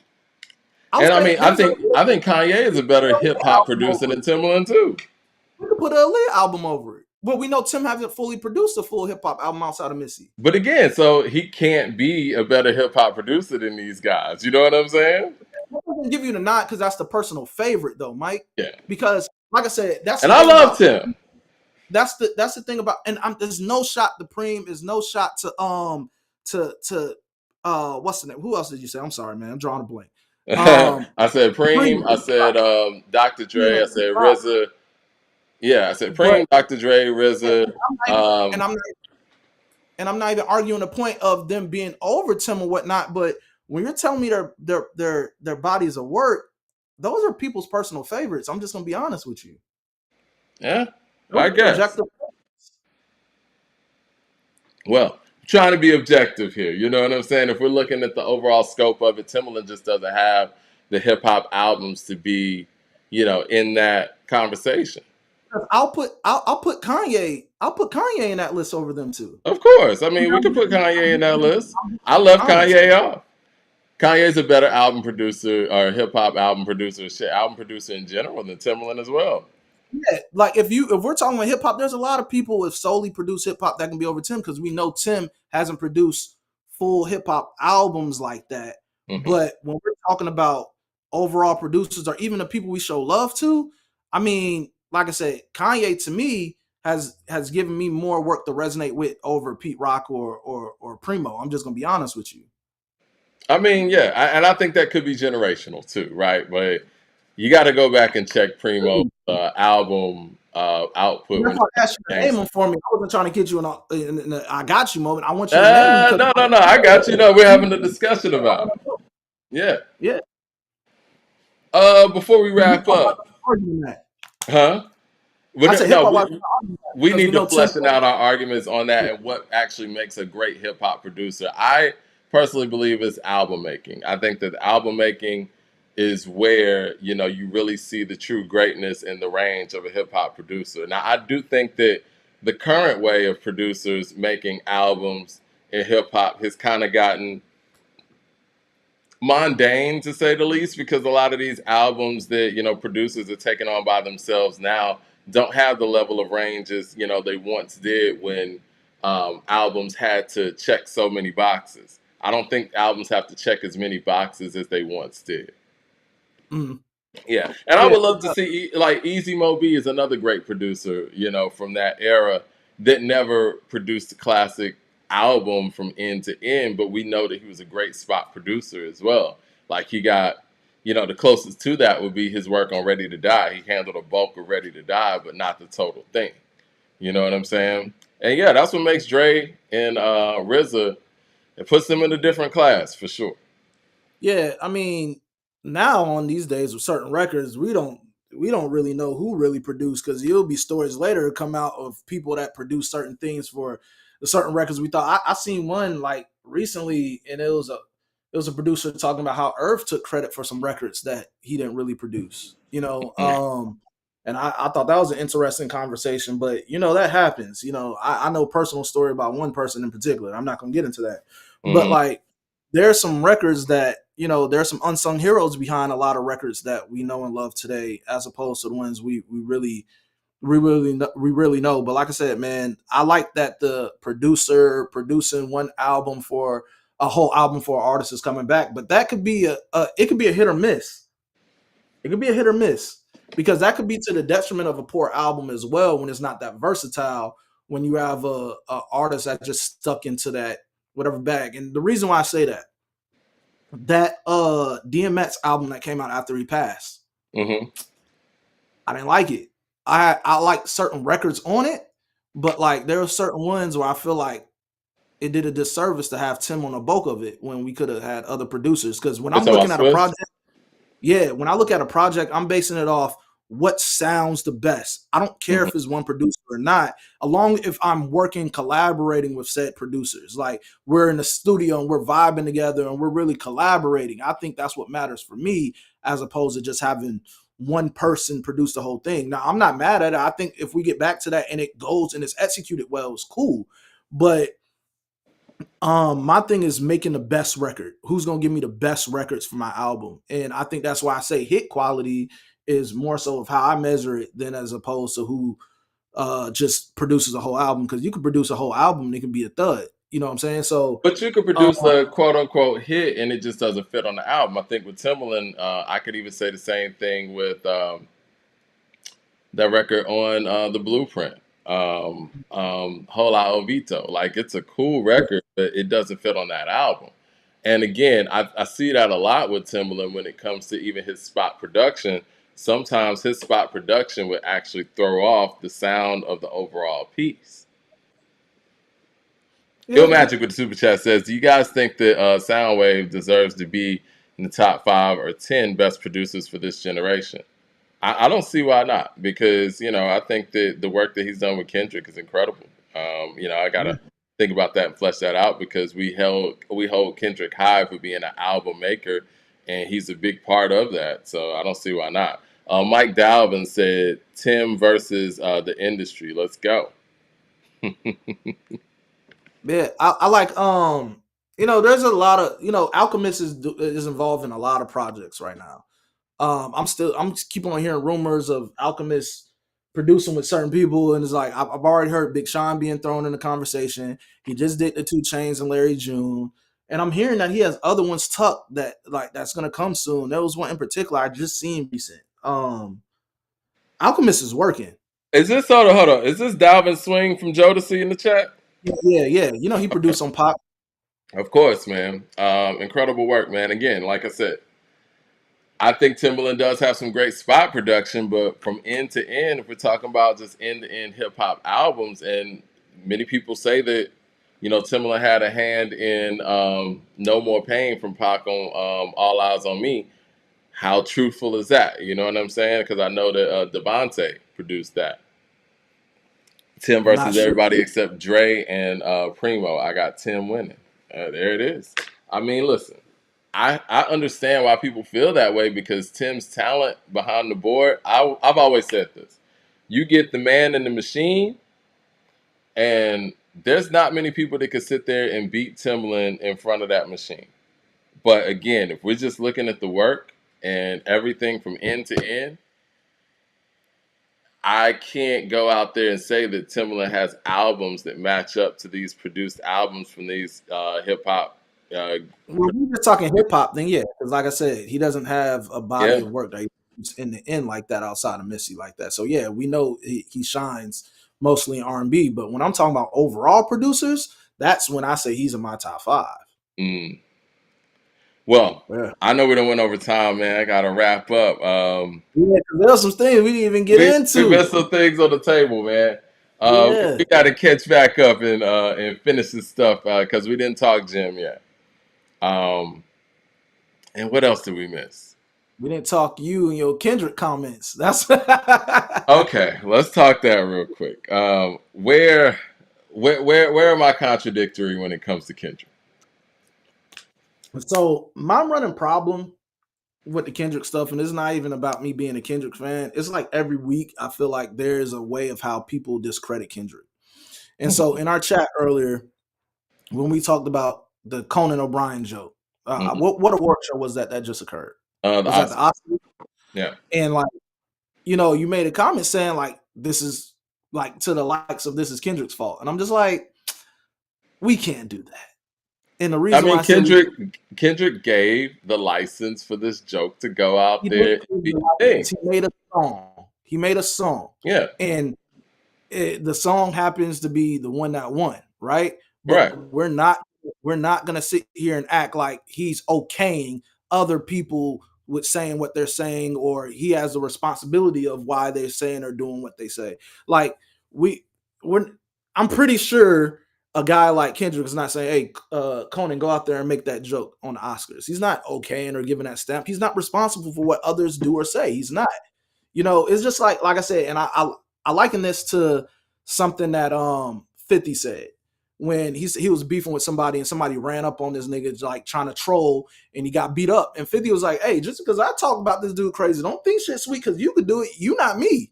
So whatever you doing, you like whatever. Like we're in a clout chasing thing. So you have people running up on Drake's dad rapping, not like us. You Yeah, have it a lot gets out of control. that's not Kendrick telling them to do that. He made No, the it's not record. him telling them to do that, but the fact that He he's doesn't made it have this nothing to do with the popular. stupid shit that people do on that behalf. But this He is has what no. happens when you make diss records, though, right? And you want them to be massively successful, and you want them to connect with the people, not like us has connected in this way, where everybody feels like they're somewhat a part of it, and it's a popular thing to do. And we can't act like Kendrick didn't make it a popular thing to do. No, we cannot sit here and make him responsible for what other people do or say while being clout chasers. Because that goes into the argument that we had before when people are saying, "Oh, rap music is responsible for uh like just all other shit they'll blame hip hop on, violence, all this other stuff." And I never, and even to our arguments where we say hip hop lyrics shouldn't be used in court because we already say it's an interpretation of art or whatever. But I never liked the blaming of music for the dumb shit that people do. Right. Oh, the music made me do it. No, fuck no. You as a person, you did whatever you did on your behalf. We're not blaming music. I've listened to all kind of music. Music has never made me go do no dumb shit. You know what I'm saying? So Well, I don't like. again, you're not impressionable in that way, but again, I think that to sit here and act like this would have happened if Kendrick wouldn't have gone out there at the halftime show and made this popular, it's like, I mean, that's just not the reality. And it's not a bad thing that he made this popular. It's part of the battle. You know what I'm saying? This is what you want. You want that mainstream. Um, I mean, especially going against somebody like a Drake, you want the mainstream to accept your way of thinking because that's how you win. That's how you define I'm not winning. a sucker for Situation. thinking what he said is simply him rapping. And like I said, I thought the Conan joke was corny. You know what I'm Yeah. saying? I thought it was corny. I thought it was a reach, a clout chase. It was corny.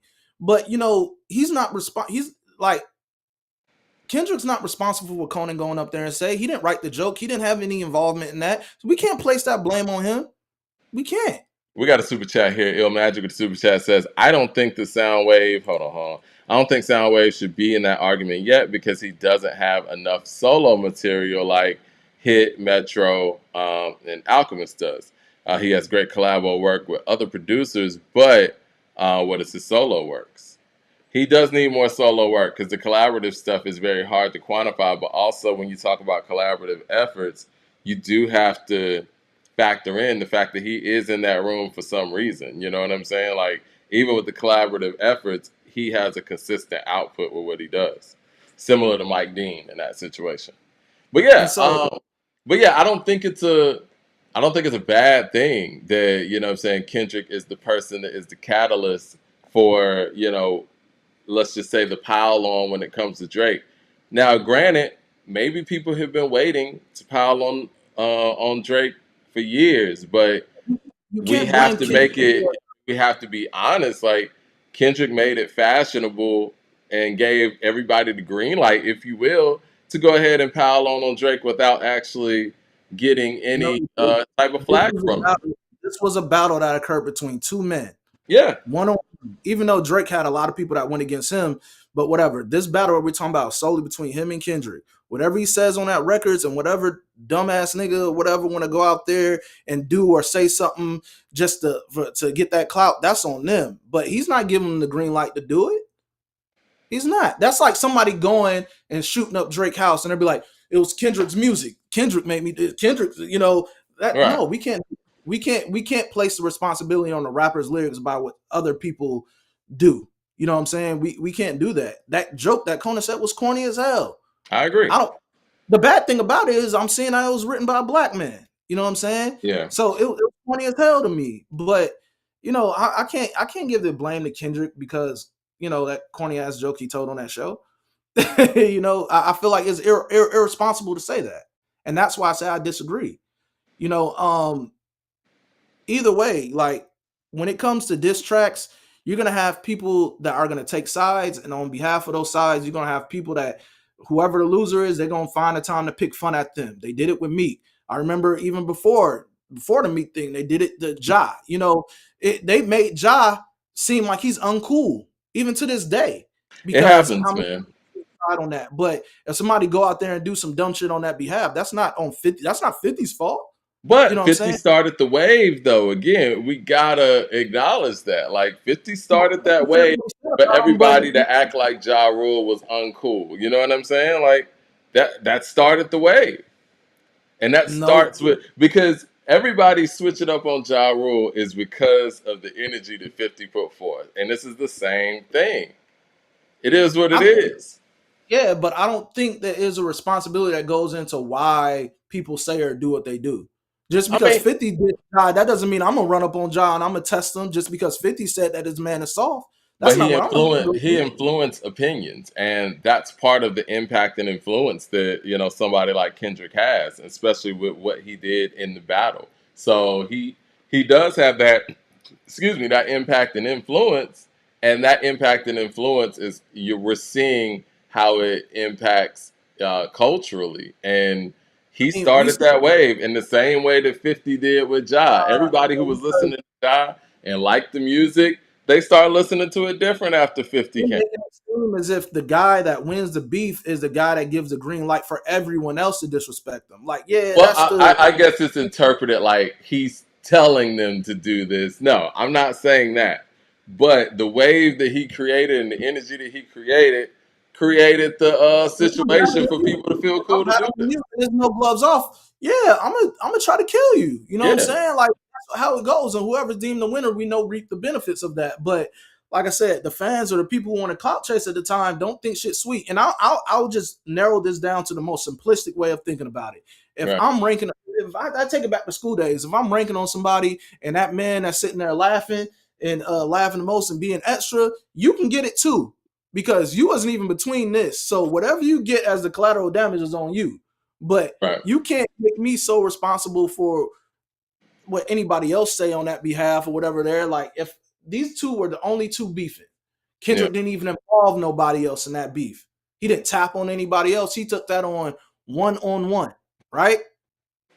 Took that on one. And yeah, you could have the influence, but he's not giving the green light for people to just go and say and do whatever. You know what I'm He saying? might not Like, have wanted to do that intentionally, but it happened, and we're seeing a result of that. you know, because like I don't know. I can't do that. I Well, can't. I got to roll, man. I hate to wrap up, man, but yeah, we could continue this conversation, man. But yeah, we almost 3 hours in. We got in a whole tangent. Hit like and subscribe, everybody, man. We appreciate y'all checking in. I appreciate you, Savon, of course. Rest in peace to Angie Stone, man. I'm about to say Angie B slash Angie Stone, man. Rest in peace. Yes, sir.